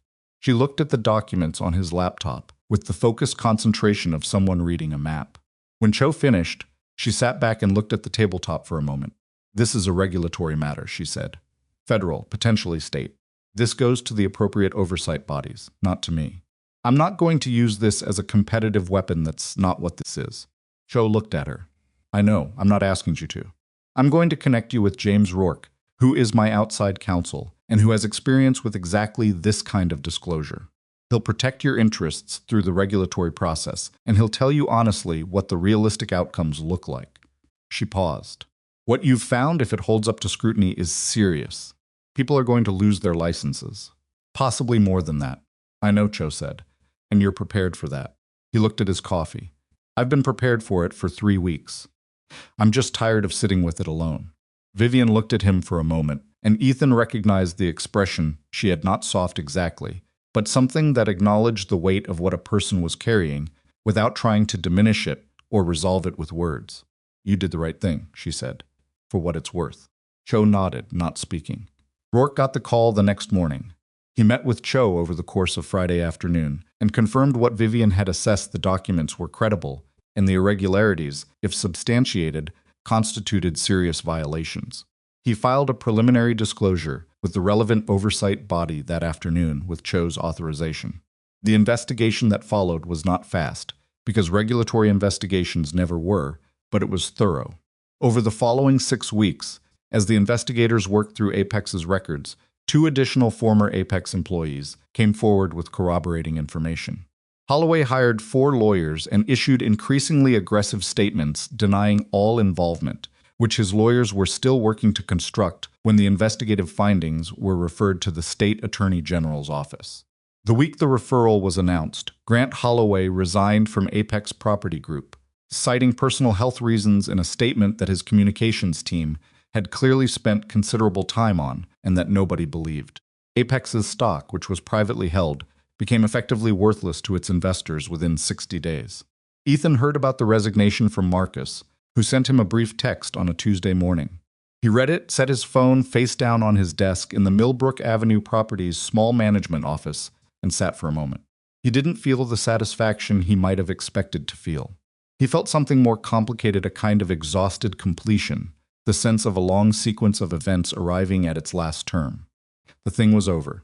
The documents, the press, the board pressure, the late nights and the Albuquerque drive and the diner on Colfax at midnight, all of it had arrived here, at a Tuesday morning and a text message, and a man who had tried to use other people's pain as a lever and had found out what happened when the lever broke. He thought about Raymond Voss, who had given a sworn statement that cost him years of carefully maintained private silence. He'd talked to Voss once. Since then, a brief call to tell him the review was complete and the record was being corrected through the proper channels. Voss had said good and not much else, but the quality of that single word had carried something in it, a long exhale. Maybe the release of something held too long. He thought about Daniel Cho, who had sat in a stairwell in an empty building at 10:30 at night, trying to figure out how to do the right thing without losing everything, and who had come down on the side of doing it anyway. He thought about Lily, who still didn't know most of what had happened in the last 2 months, and who had eaten actual food at Vivian's house on Saturday, a real dinner, pasta, because apparently Vivian had gotten the same message from Sophie that Ethan had gotten from Lily about rich people food, and had adjusted accordingly, and who had spent 3 hours after dinner on the floor of Sophie's room looking at Sophie's butterfly collection, which was extensive and organized by species, and which Lily found fascinating, despite previously having expressed no interest in insects. Saturday dinner had been not easy. Not the performed ease of people pretending a situation was simpler than it was, but something more honest than easy. The 4 of them at a kitchen table, the girls talking over each other, Vivian passing the breadbasket and Ethan refilling water glasses without being asked, the conversation moving between Sophie's school and Lily's weather project, and Vivian's description of a property deal she'd almost lost to a zoning issue, and Ethan's largely monosyllabic contributions that nonetheless managed to carry the conversation forward when it needed carrying. After dinner, while the girls were occupied, Ethan had helped Vivian with the dishes, which was an entirely domestic and unremarkable thing to do, and which had felt, standing at her sink with a dish towel, strangely significant in a way he hadn't tried to analyze. She'd handed him a pan and said, "You're quiet tonight. I'm usually quiet, quieter than usual." He'd dried the pan. "Just thinking." "About?" He'd looked at her sideways. "Whether this is a good idea." She hadn't pretended to misunderstand what this referred to. She'd turned back to the sink and said, "I think about that too. And I haven't arrived at a definitive answer." She'd paused. "I tend to do my best thinking when I have enough information." "I don't have enough information yet." "About what?" She'd looked at him. "About whether what I think I feel is actually what I feel, or whether it's proximity and adrenaline and a complicated 6 weeks making things seem more significant than they are." He'd appreciated the honesty of that more than he could easily say, because it was exactly the question he'd been asking himself. And most people, when they were beginning to feel something for someone, did not volunteer the possibility that the feeling might be circumstantial. That's a reasonable thing to wonder, he said. I know. She'd taken the pan back and put it away. So I'm going to keep paying attention and see what the information tells me. That seems like a plan. I'm good at plans, he'd almost smiled. I know. Standing in his office on a Tuesday morning, with his phone face down on the desk, Ethan thought about Vivian's approach to the question of what was between them, the same methodical, attentive, patient approach she applied to everything, and thought that it was both reassuring and, in its own way, a little maddening. He was less methodical about it. He was not a man who organized his feelings into analytical categories and assessed them against objective criteria. He was a man who felt things slowly and trusted them carefully, and, once he trusted them, held on with the particular tenacity of someone who understood what it cost to lose what you held. He'd been watching what was between them for 2 months. He'd watched it through the press situation and the Albuquerque trip and the midnight diner and the Saturday dinners that had become, without formal announcement, a weekly occurrence. He'd watched it in the way she answered his calls on the first or second ring, in the way she talked to Lily, not performing interest, actually interested, the way some adults actually were, and most adults were not. He was close to trusting it. He was not quite there yet, but he was close. What moved him the last increment of the way was something that happened not on a significant occasion, but on an ordinary Wednesday afternoon in December, 7 weeks after Holloway's resignation, when the whole crisis had settled into the past tense and the world had resumed its normal dimensions. He was at the downtown property doing a routine walkthrough when his phone rang with a call from Lily's school nurse. Lily had a fever of 101 and needed to be picked up, and Ethan was 40 minutes away across downtown Denver at 2 in the afternoon, which meant 40 minutes in traffic, and his immediate calculation was that he'd need to call Mrs. Calloway and ask her to go. He called Mrs. Calloway. No answer. He called the neighbor across the hall. No answer. He was in the middle of constructing a plan that involved driving faster than was strictly advisable, and calling the school nurse back to explain when his phone buzzed with a text. From Vivian, she had a property near Jefferson Elementary. He had mentioned this once, and she had apparently retained it. The text said, "Marcus just flagged you called out. Jefferson is 4 minutes from my current location. Want me to get her?" He stood in the hallway of the downtown property and looked at that text. He thought about a man's right to keep his life a certain size, to handle his own logistics, to not need. He thought about all the years he'd built that right carefully, maintained it against the various pressures that life applied to it. Then he thought about Lily with a fever in the school nurse's office, and about 4 minutes versus 40. Yes, he typed back. Thank you. He was at his apartment when they arrived. He'd driven fast, parked badly, taken the stairs. Vivian had Lily wrapped in the back seat blanket that apparently lived in her car, and Lily looked pale and slightly miserable and very small. And when Ethan opened the car door, she looked up at him with the look children had when they were sick and needed their parent, and relief at seeing him crossed her face so completely that it made his chest hurt. "Hey, Bug," he said. "You okay? My head hurts." "I know. Come on." He got her out of the car. She leaned against him while he got her key from his jacket. Vivian was standing on the sidewalk with the particular expression of someone who is working out whether they are needed or whether their presence is now an intrusion. "Come up," Ethan said.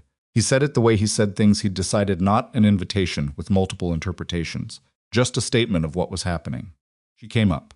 She stayed for 3 hours. She made tea while Ethan got Lily settled on the couch with a blanket and the television on low. She didn't try to manage the situation or improve it or offer suggestions about what Ethan should do for a child. With a fever, she just moved through his small apartment with the careful awareness of someone who understood they were in someone else's space and acted accordingly. At some point, Lily fell asleep on the couch, and Ethan sat on the floor with his back against the couch, and Vivian was in the armchair across the room. And the apartment was quiet except for the television murmuring and Lily's steady breathing. "Thank you," Ethan said, quietly, because Lily was sleeping. "You don't have to thank me. I know I don't have to." She looked at him. The afternoon light was going, the apartment getting dimmer, neither of them moving to turn on a lamp. "Is she going to be okay?" Vivian asked. "It's a winter bug. She'll be fine in 2 days." He paused. "She gets them every December. Has since she was 3. I think she does it on purpose." Vivian almost laughed. Almost she caught it for Lily's sake.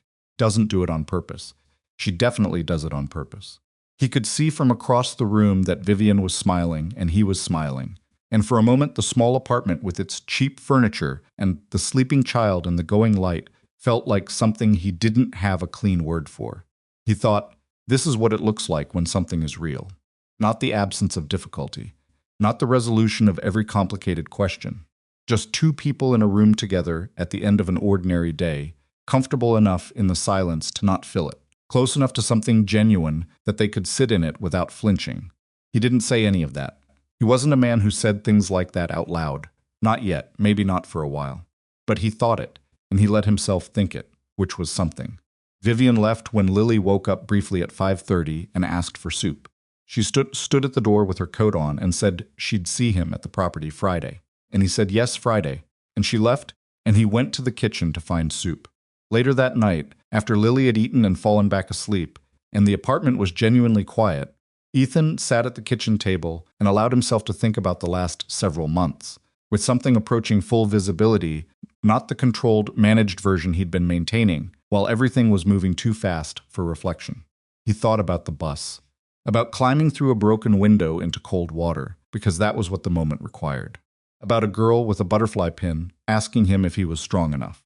He thought about what that single afternoon had set in motion the hospital hallway, the park bench, the position description that Vivian had described as real and had been real, 6 weeks of press and documents, and a man in a stairwell who'd needed someone to trust. He thought about Lily, who had spent 9 years as his entire reason for everything, and who had somehow, in the natural, unsupervised way of children, decided that Sophie was her best friend and that this was simply how things were now. He thought about the fact that he'd driven to Albuquerque to reopen the worst room in his memory, not entirely because it was strategically necessary, though it was, partly because the alternative was walking away from something he'd decided mattered, and he'd done enough walking away to last a lifetime. He thought Claire would have had opinions about all of this. He let himself think that directly, which he didn't always permit. Claire would have been direct and practical, and would have told him he was taking too long to make up his mind, which was accurate.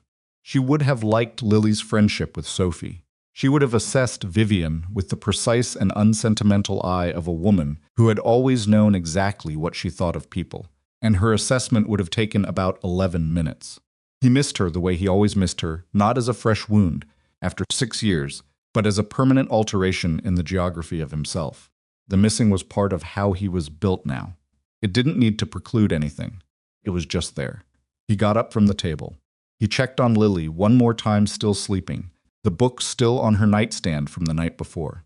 The small, even sound of her breathing filling the room in a way that never stopped being the most reliable thing in his life. Turned off the hallway light. He stood for a moment in the dark apartment and thought that the shape of his life was changing again, and that it was frightening in exactly the way it had been frightening to let himself trust that the job was what Vivian said it was, and that it was real and worth something, and that some things frightening and worth it were the same thing. He went to bed, he slept.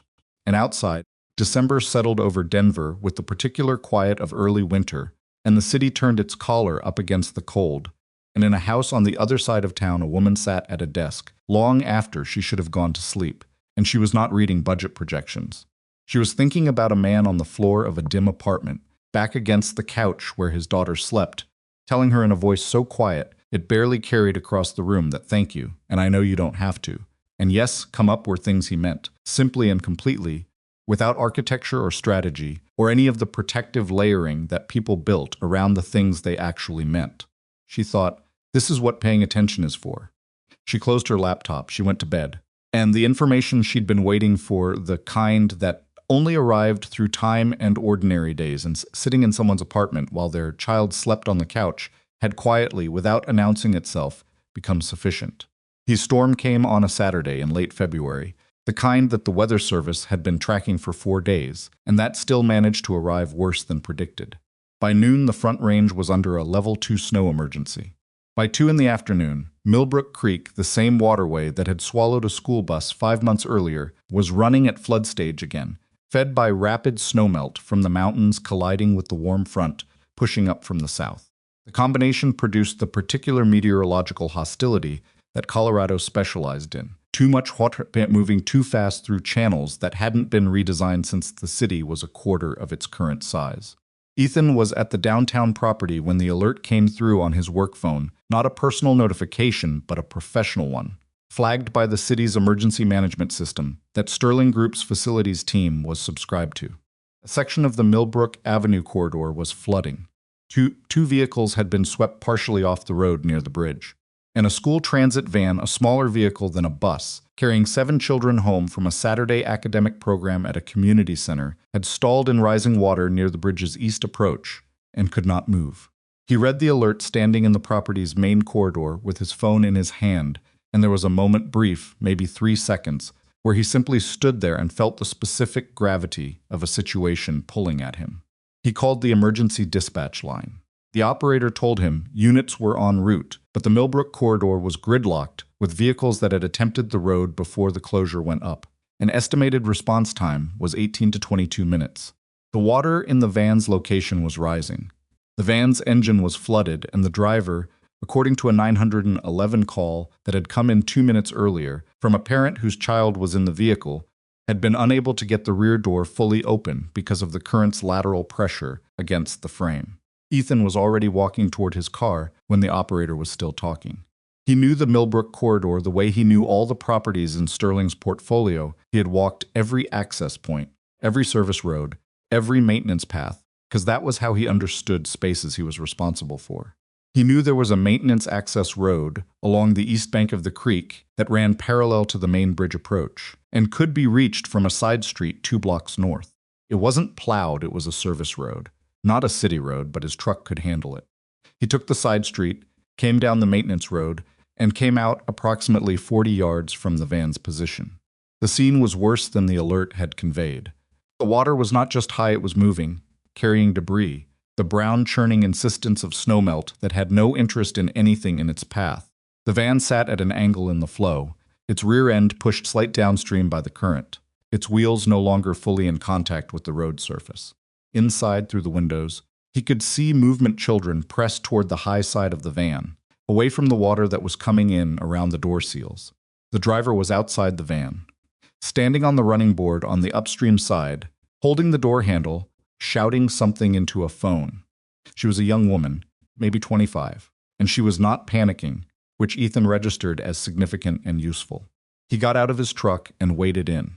The water was thigh-deep at the van's position and moving with enough force that he had to angle his body upstream and push through it rather than walk through it. He reached the van's rear door in about 40 seconds. "Fire department is on the way," the driver said when she saw him. Her voice was steady but tight. "I know. How many kids?" 7. Ages 8 to 11. One of the younger ones is scared she won't move toward the door. "Okay." He assessed the rear door. The current was pressing against the frame at an angle that created a mechanical disadvantage when trying to open it from outside.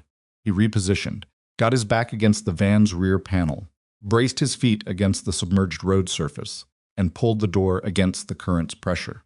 It gave. He worked through the children the same way he had worked through the bus 5 months ago, methodically, steadily, keeping his voice at a register that communicated that this was a solvable problem and that he was solving it.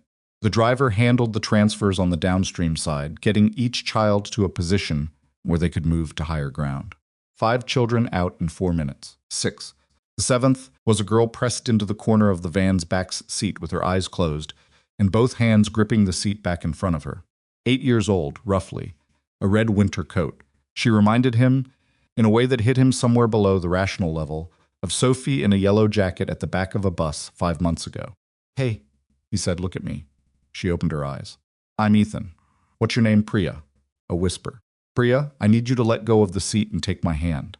I know the water is loud. I know it's scary. You can be scared and still do it. Those are not opposites." She looked at his hand. "I already got 6 kids out of this van," he said. "You're the last one. You're the most important one right now, which means I'm not leaving without you." She let go of the seat. He got her out. By the time the fire department's rescue unit reached the scene, all 7 children were on higher ground, wet and cold and shaken but intact. The driver was with them. Ethan was standing in knee-deep water near the van, which had shifted another quarter turn downstream in the last 2 minutes, and was talking to one of the children, a boy who had started crying after the immediate danger passed. In the delayed way that children sometimes processed fear, and who needed someone to stand near him and let him cry without trying to stop him. A firefighter reached him. "Sir, you need to get out of the water." "In a minute," Ethan said. The firefighter looked at the boy, then at Ethan, and said, "Take your minute." Took it. He walked out of the water when the boy's breathing had steadied. A paramedic wrapped him in a foil blanket he didn't particularly need and asked him questions he answered on autopilot. His phone was buzzing in his jacket pocket. He'd had it in a waterproof case. The habit of a man learned to prepare cushions and it's getting worse than expected. He didn't check it until the paramedic was done. 7 missed calls. 4 from Vivian, 2 from Marcus, 1 from a number he didn't recognize. He called Vivian. She picked up before the first ring had finished. "Are you all right?" "I'm fine." "Ethan, all 7 kids are out." "I'm fine. The water's cold, but I'm fine." A pause on her end that had a specific texture, the pause of someone releasing a breath they'd been holding for longer than was comfortable. "Someone filmed it," she said. From the bridge. A bystander. It's already on the news." He closed his eyes briefly. "Of course it is. Where are you?" he told her. "Stay there," she said. Stayed there. She arrived 20 minutes later with Sophie in the back seat, which had apparently been non-negotiable on Sophie's part. She pulled up to the scene and got out of the car and walked to where he was sitting on the back bumper of an ambulance with the foil blanket still around his shoulders. And she stood in front of him and looked at him for a moment without saying anything, and he looked back at her, and then she sat down next to him on the bumper. "You're going to have a problem," she said. "I know. The footage is—" She stopped. "It's significant. The way it's framed. You going into the water alone while everything was gridlocked. People are going to—" "I know," he said again. "Is that okay?" He thought about that question. 5 months ago, the answer would have been no, not because of vanity, but because visibility was the thing he'd been avoiding for 6 years. The thing that felt like the opposite of the quiet life he'd constructed for Lily's sake. The opposite of the deliberate invisibility of a man who clocked in and mopped floors and wanted nothing more than to be unremarkable. "Yeah, it's okay." She looked at him. What changed? He thought about the honest answer. "I stopped thinking I could choose not to be who I am," he said. "I tried it for a long time. It doesn't work." Sophie appeared at his other elbow, having exited the car at some point without either adult noticing. She was looking at him with the direct, assessing expression that had not changed at all since she'd looked at him from the back of a sinking bus and asked if he was strong enough. "You did it again," she said. "I was close by." "That's not why you did it." He looked at her. 8 years old, and she said that, like someone who had already worked out the distinction between proximity and character, which was a distinction that took most people considerably longer. "No," he said, "it's not." Sophie nodded, satisfied, and went back to the car. The footage ran on local news that evening and on national feeds by Sunday morning.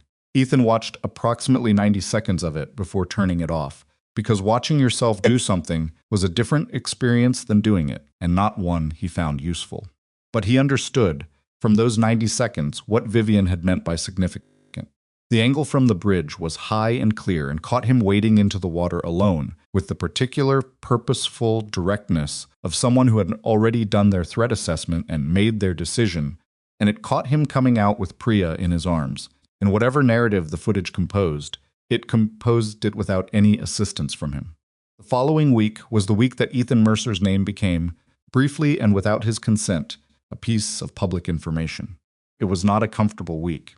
He got through it the way he got through things by focusing on what was in front of him and not looking too far ahead, by picking Lily up from school and making dinner and going to work in the mornings, and answering the questions that Vivian's communications team advised him to answer, and declining the interviews that didn't require a response. He was not angry about the attention. He was not grateful for it. He was simply waiting for it to move on, the way news always moved on, because the news cycle needed new material every 72 hours, and he had no intention of providing it. What settled at the end of that week, when the cameras had found other subjects and the calls from unfamiliar numbers had slowed, was something he hadn't anticipated. The military corrected the record. It was not a dramatic announcement. It was a quiet administrative action, a formal revision to the incident report from 11 years ago, incorporating Raymond Voss's sworn statement and the findings of an internal review that had apparently been ongoing since Rourke filed the original documentation. The revision noted that the deviation from operational parameters, had been made in response to the presence of civilians, and that the decision, while outside protocol, had been consistent with ethical conduct standards. The language was precise and bloodless, the way institutional language always was. But what it said, stripped to its core, was that Ethan Mercer had made the right call and had accepted the wrong consequence, and that the record was being corrected accordingly. He received notification by certified letter on a Thursday afternoon. He read it at the kitchen table while Lily was at school. He read it twice. He folded it along its original creases and put it back in the envelope.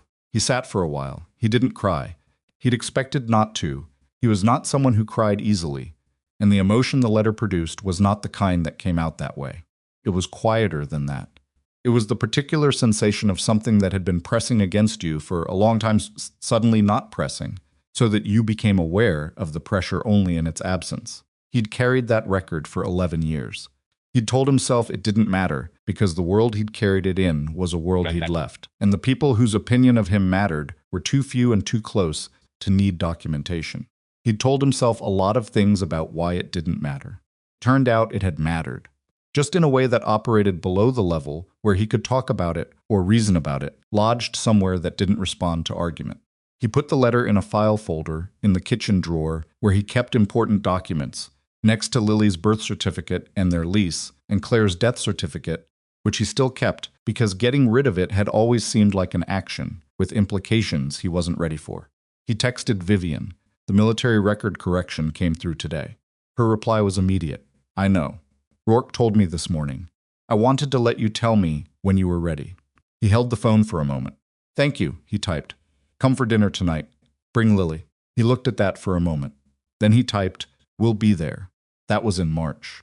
By April, the Saturday dinners had stopped being a weekly event and had become something less structured and more constant, a Tuesday, because Lily had a half day, and Sophie wanted company.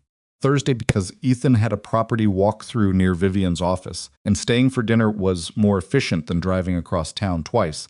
A Sunday because it was Sunday, and the alternative was each of them sitting separately in their respective spaces, which had started to feel, gradually and without announcement, like the less sensible option. Nobody formalized this. It formalized itself.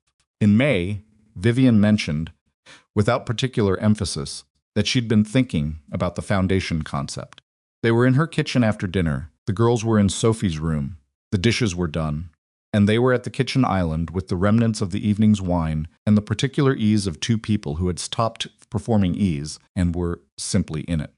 She described what she'd been thinking, a foundation focused on children from struggling families, emergency response training for civilian bystanders, scholarships for kids affected by disasters. She had the infrastructure sketched in her head, the funding model, the partnership possibilities, the organizational structure. I want you to run the community programs, she said, not as an employee of Sterling Group, as a co-founder. Ethan looked at his glass. That's a different thing than what we've been doing. I know it is. That's a significant thing, I know that too. She looked at him steadily. You've been doing the work already. The Albuquerque trip, the Cho situation.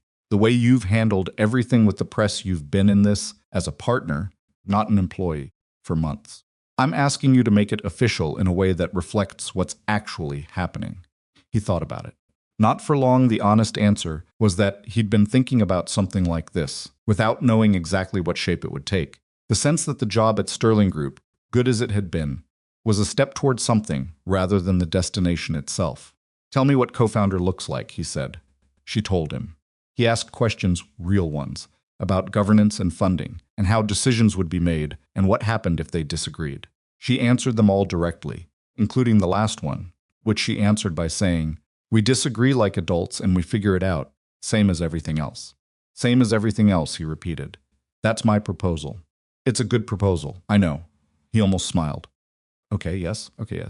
She held out her hand across the island, the same slightly formal gesture from the hospital hallway 6 months ago, and he shook it, and the formality of it was half serious and half the shared awareness of how far they'd come from that hallway. Partners, she said. Partners, he said. They launched the Mercer Sterling Foundation in September, 14 months after a school bus went through a guardrail on Millbrook Bridge. The launch was not a gala. Vivian had suggested a small event at the community center nearest to Jefferson Elementary, and Ethan had agreed. and the event was attended by about 120 people, foundation donors, community partners, families who had been affected by the Millbrook accidents, former service members that Ethan had been quietly connecting with for months, school staff, and a handful of press that they'd allowed in specifically because the work warranted visibility, even if the people doing it didn't seek it. The event program had one speaking segment, Vivian, brief and precise, describing the foundation's mission and its first grant cycle. Ethan was listed in the program as co-founder and director of community programs, and he said nothing publicly, which he had specified as a condition of his involvement in the event planning, and which Vivian had accepted without argument.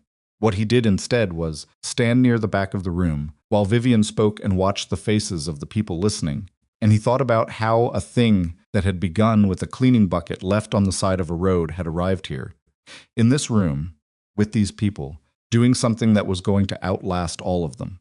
The foundation's first grant cycle funded 12 families. Emergency bystander response training reached 43 people in its first cohort. 3 scholarships went to children who had been directly affected by the Millbrook accidents. By the end of the first year, the numbers were larger. By the end of the second year, they were larger still, because Vivian was very good at building things that grew, and because Ethan was very good at making sure the growth didn't hollow out the thing it was supposed to serve. The particular organizational tension that most foundations struggled with, and that the two of them managed, not without difficulty, not without the disagreements Vivian had predicted, and which were real and sometimes frustrating and always resolved to hold in productive balance. Lily turned 10 in December of the foundation's first year, and for her birthday she asked for 2 things: a new book on weather systems, which Ethan obtained, and for Sophie to come to her birthday dinner, which required no obtaining because Sophie had already assumed her attendance and had told Lily this 3 weeks in advance. The 4 of them ate birthday dinner at Ethan's apartment. Lily had specified her father's apartment because that was where the good macaroni was. Preference she maintained, despite considerable evidence that other food existed and was also good, and Lily opened her book and read the first chapter at the dinner table before Ethan told her to put it down and be social, and she put it down for approximately 7 minutes before picking it up again. And Sophie reported this to Vivian in the kitchen, with the weary affection of someone describing a familiar habit of a close friend. Vivian came out of the kitchen and stood in the doorway, watching Ethan tell Lily, for the second time, that reading at the table was fine at breakfast, but not at birthday dinner, and watching Lily make the case that birthday dinner was special, and special occasions should allow special permissions, and watching the argument go approximately nowhere, because Lily had inherited enough of her father's stubbornness to make all his arguments feel circuitous when deployed against him. She thought, this is what I was paying attention for.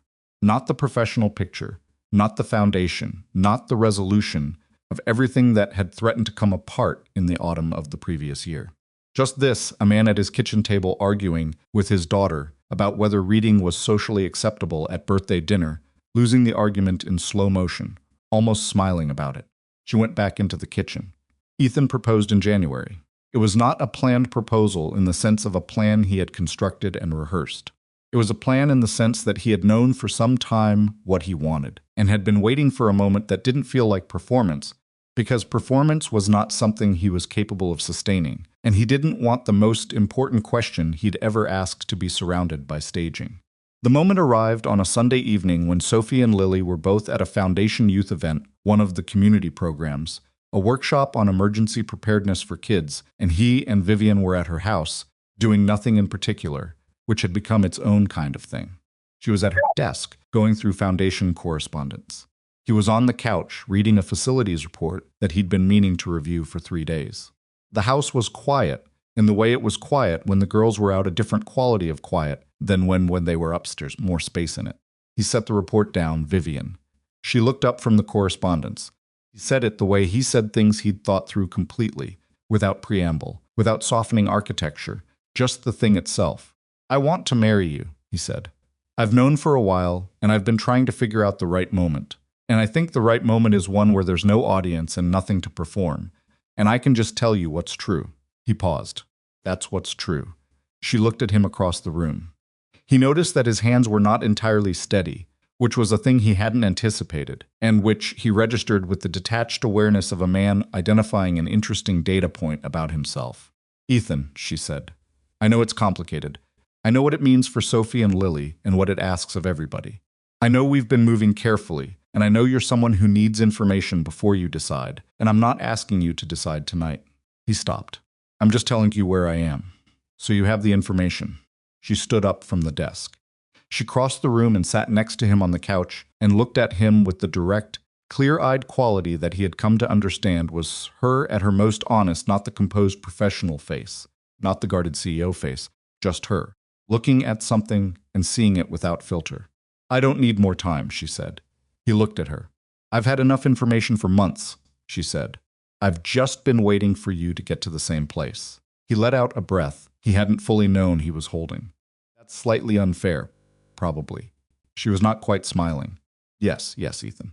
He had a ring, he'd had it for 3 weeks. A simple thing, not elaborate. Because he knew her well enough by then to know that elaborate was not what she wanted, and simple done right was harder than elaborate anyway. He'd had it in his jacket pocket for 3 weeks, waiting for exactly this kind of moment, and he'd been starting to think the jacket pocket was where it was going to live indefinitely. He got it out now. She looked at it and then looked at him, and he saw in her face, for a moment, something that she rarely let be visible, not the controlled emotion of a woman who had learned to manage what showed, but something underneath that, the unmanaged version, the part that had decided this was real and was allowing itself to know it. She held out her hand. He put the ring on it. They told the girls that evening when Sophie and Lily came home from the workshop, still talking about something that had happened in the emergency preparedness demonstration, some disagreement about the correct protocol for a specific scenario that they were apparently still adjudicating. Lily stopped mid-sentence when she saw Vivian's hand. Sophie looked at her mother, then at Ethan, then back at her mother. Finally, Sophie said. Lily turned to her father. "Did you know that was going to happen tonight?" "I had some idea. You could have told me. It was a surprise." "For who?" He thought about that. "Mostly for me," he said honestly. Lily absorbed this. Then she looked at Sophie. Then she looked at Vivian, with the assessing directness of a 10-year-old who was taking the measure of a significant change. "Are we going to move?" she asked. "We're going to figure that out together," Vivian said. "All 4 of us." Lily nodded slowly. Okay, she looked at the ring briefly. "That's pretty simple." "I know," Vivian said. "I like it." Lily looked at her father. He shrugged slightly.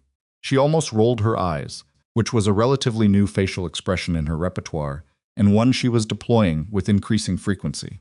But he caught, at the edges of it, something warmer than the eye roll. The look of a kid who had decided something was okay and was expressing it through the particular vocabulary of a 10-year-old who did not intend to be visibly sentimental about it.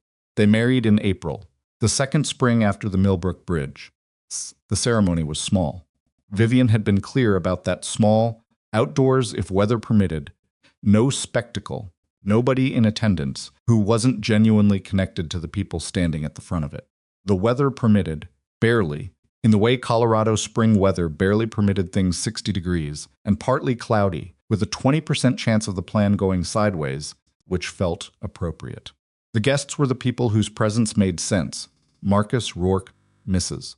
Calloway, Raymond Voss, who had driven up from Albuquerque without being asked and sat in the back row in a suit that was slightly too large, and said nothing when he shook Ethan's hand, but held it a beat longer than a normal handshake. Former service members that Ethan had met through the Foundation's veteran programs.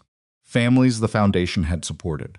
The driver of the transit van from February, who had reached out 3 months after the flood to thank him, and had become, in the way that people sometimes did, a genuine peripheral presence in the orbit of things. Lily was maid of honor, a title she took seriously enough to look up its responsibilities online and prepare accordingly. Sophie gave a reading a short poem she had written herself about a butterfly landing on something and deciding to stay, which was both better and more affecting than its premise suggested, because Sophie was, as her mother had observed, 8 years old and already knew how to say true things plainly. Ethan stood at the front of it all and watched Vivian walk toward him and thought, with the particular clarity that came to him in moments that mattered, about the distance between that hospital hallway and this moment, not the time distance, the interior distance, the space a person had to cross inside themselves to get from one to the other. He had not crossed it gracefully. He had crossed it the way he crossed most difficult things slowly, by showing up, by doing the next required thing, by allowing what was worth allowing and holding on to what was worth holding on to. He thought about a boy he'd been before the Navy. Before Claire, before Lily, before any of it, young and unformed and with no particular idea of what his life was supposed to contain. He thought about the years of service and the years of grief and the years of double shifts and boxed macaroni and misses. Calloway's spare key. He thought about a cleaning bucket dropped on the side of a road in the rain. He thought every single one of those things was necessary to arrive exactly here. Not as a comfort, not as a redemption narrative, just as a fact, the factual relationship between a series of events and where they led, without the need to assign it meaning it didn't have or deny the meaning it did. Vivian reached him. She was wearing something simple and light-colored that was right for April in Colorado and right for her in a way that elaborate would not have been. And she looked at him with the direct, unfiltered look that he had come to understand was her way of saying the most important things. "Ready?" she said, quietly, just to him. "Yeah," he said. "You?" She took his hand. "I've been ready." The foundation opened its Millbrook Community Rescue Center 2 years after the wedding, in the summer that Lily turned 12 and Sophie turned 11, and the two of them had been best friends for long enough that the friendship had the settled, unself-conscious quality of something that had always been there. The center sat on a piece of land adjacent to the creek, not on the water, but near enough that the sound of it was present, a constant background note that was neither threatening nor peaceful exactly, just real. Inside, training rooms for civilian emergency response, meeting spaces for veteran support programs, a library of resources for families navigating disasters of various kinds. Outside, a small garden that Sophie had designed with impractical ambition and considerable conviction, and that had, against most reasonable predictions, actually worked. Ethan stood at the entrance, the morning of the opening, with the particular stillness of a man who has arrived somewhere he did not expect to arrive, and is taking a moment to recognize that fact before. Day moves on and makes recognition impossible. Vivian stood beside him. Lily and Sophie were somewhere behind them, doing something that involved the garden, and a mild disagreement about the placement of a sign. "You okay?" Vivian said. "Yeah," he said. And then, because honesty was the thing they'd built everything on, it's a lot to take in. "I know." He looked at the creek. The water was low today, a dry June, the mountains having given less snowpack than usual. The creek looked like what it was, a waterway, unremarkable, running its course between banks that had been there long before any of this, and would be there long after. He thought about what it was to be a man who had come to a place like this, not famous, not wealthy, not any of the things the world usually used to measure whether a life had amounted to something, and still feel, with certainty, that what stood around him was the answer to the question he'd been working on since he was 31 years old, standing in a parking lot with a 2-year-old on his hip and no particular idea of how to proceed. He had not built a legacy in the way people use that word, the way it implied monuments and recognition and a name that persisted. He had built something smaller and more durable than that. He had built a way of being in the world that cost him something real and produced something real, and the people around him, the 12-year-old debating sign placement in the garden, the woman beside him who had looked at him in a hospital hallway and decided to pay attention, the families who would walk through the door behind them this morning were the actual accounting of it. That was enough. More than enough. The thing about a life, Ethan had come to understand, was that it didn't need to be extraordinary in the visible, measurable sense to matter. It needed to be honest. It needed to be present. It needed to show up when showing up was the hard choice, not the easy one, and to keep showing up after the cameras left and the attention moved on and the ordinary days resumed their ordinary weight. He had not been a perfect man. He had been a man who made choices when choices were required and carried the consequences when they were his to carry, and let go of the ones that weren't eventually, imperfectly, later than he should have sometimes. He had been a man who took too long to trust some things and not long enough to trust others, and who had a daughter who read at the dinner table, and a wife who kept him honest, and a friend in Albuquerque who had driven 500 miles to sit in the back row of a wedding without being asked. He had been, in the end, exactly what he was no more, no less, and it had been sufficient. The doors opened at 9 o'clock. Families came in. Children ran through a space that had been built with the deliberate intention that they should run through it, that they should find safe and welcoming, and full of the kind of quiet competence that doesn't announce itself. Lily found him at some point in the morning, appearing at his elbow with the sudden materialization that she'd been capable of since she was 4, and that he'd never quite gotten used to. Yeah. Sophie says the sign is fine where it is. That's good. I still think it should be 2 feet to the left. Talk to Sophie. I did. She said it was fine where it is. He looked at her.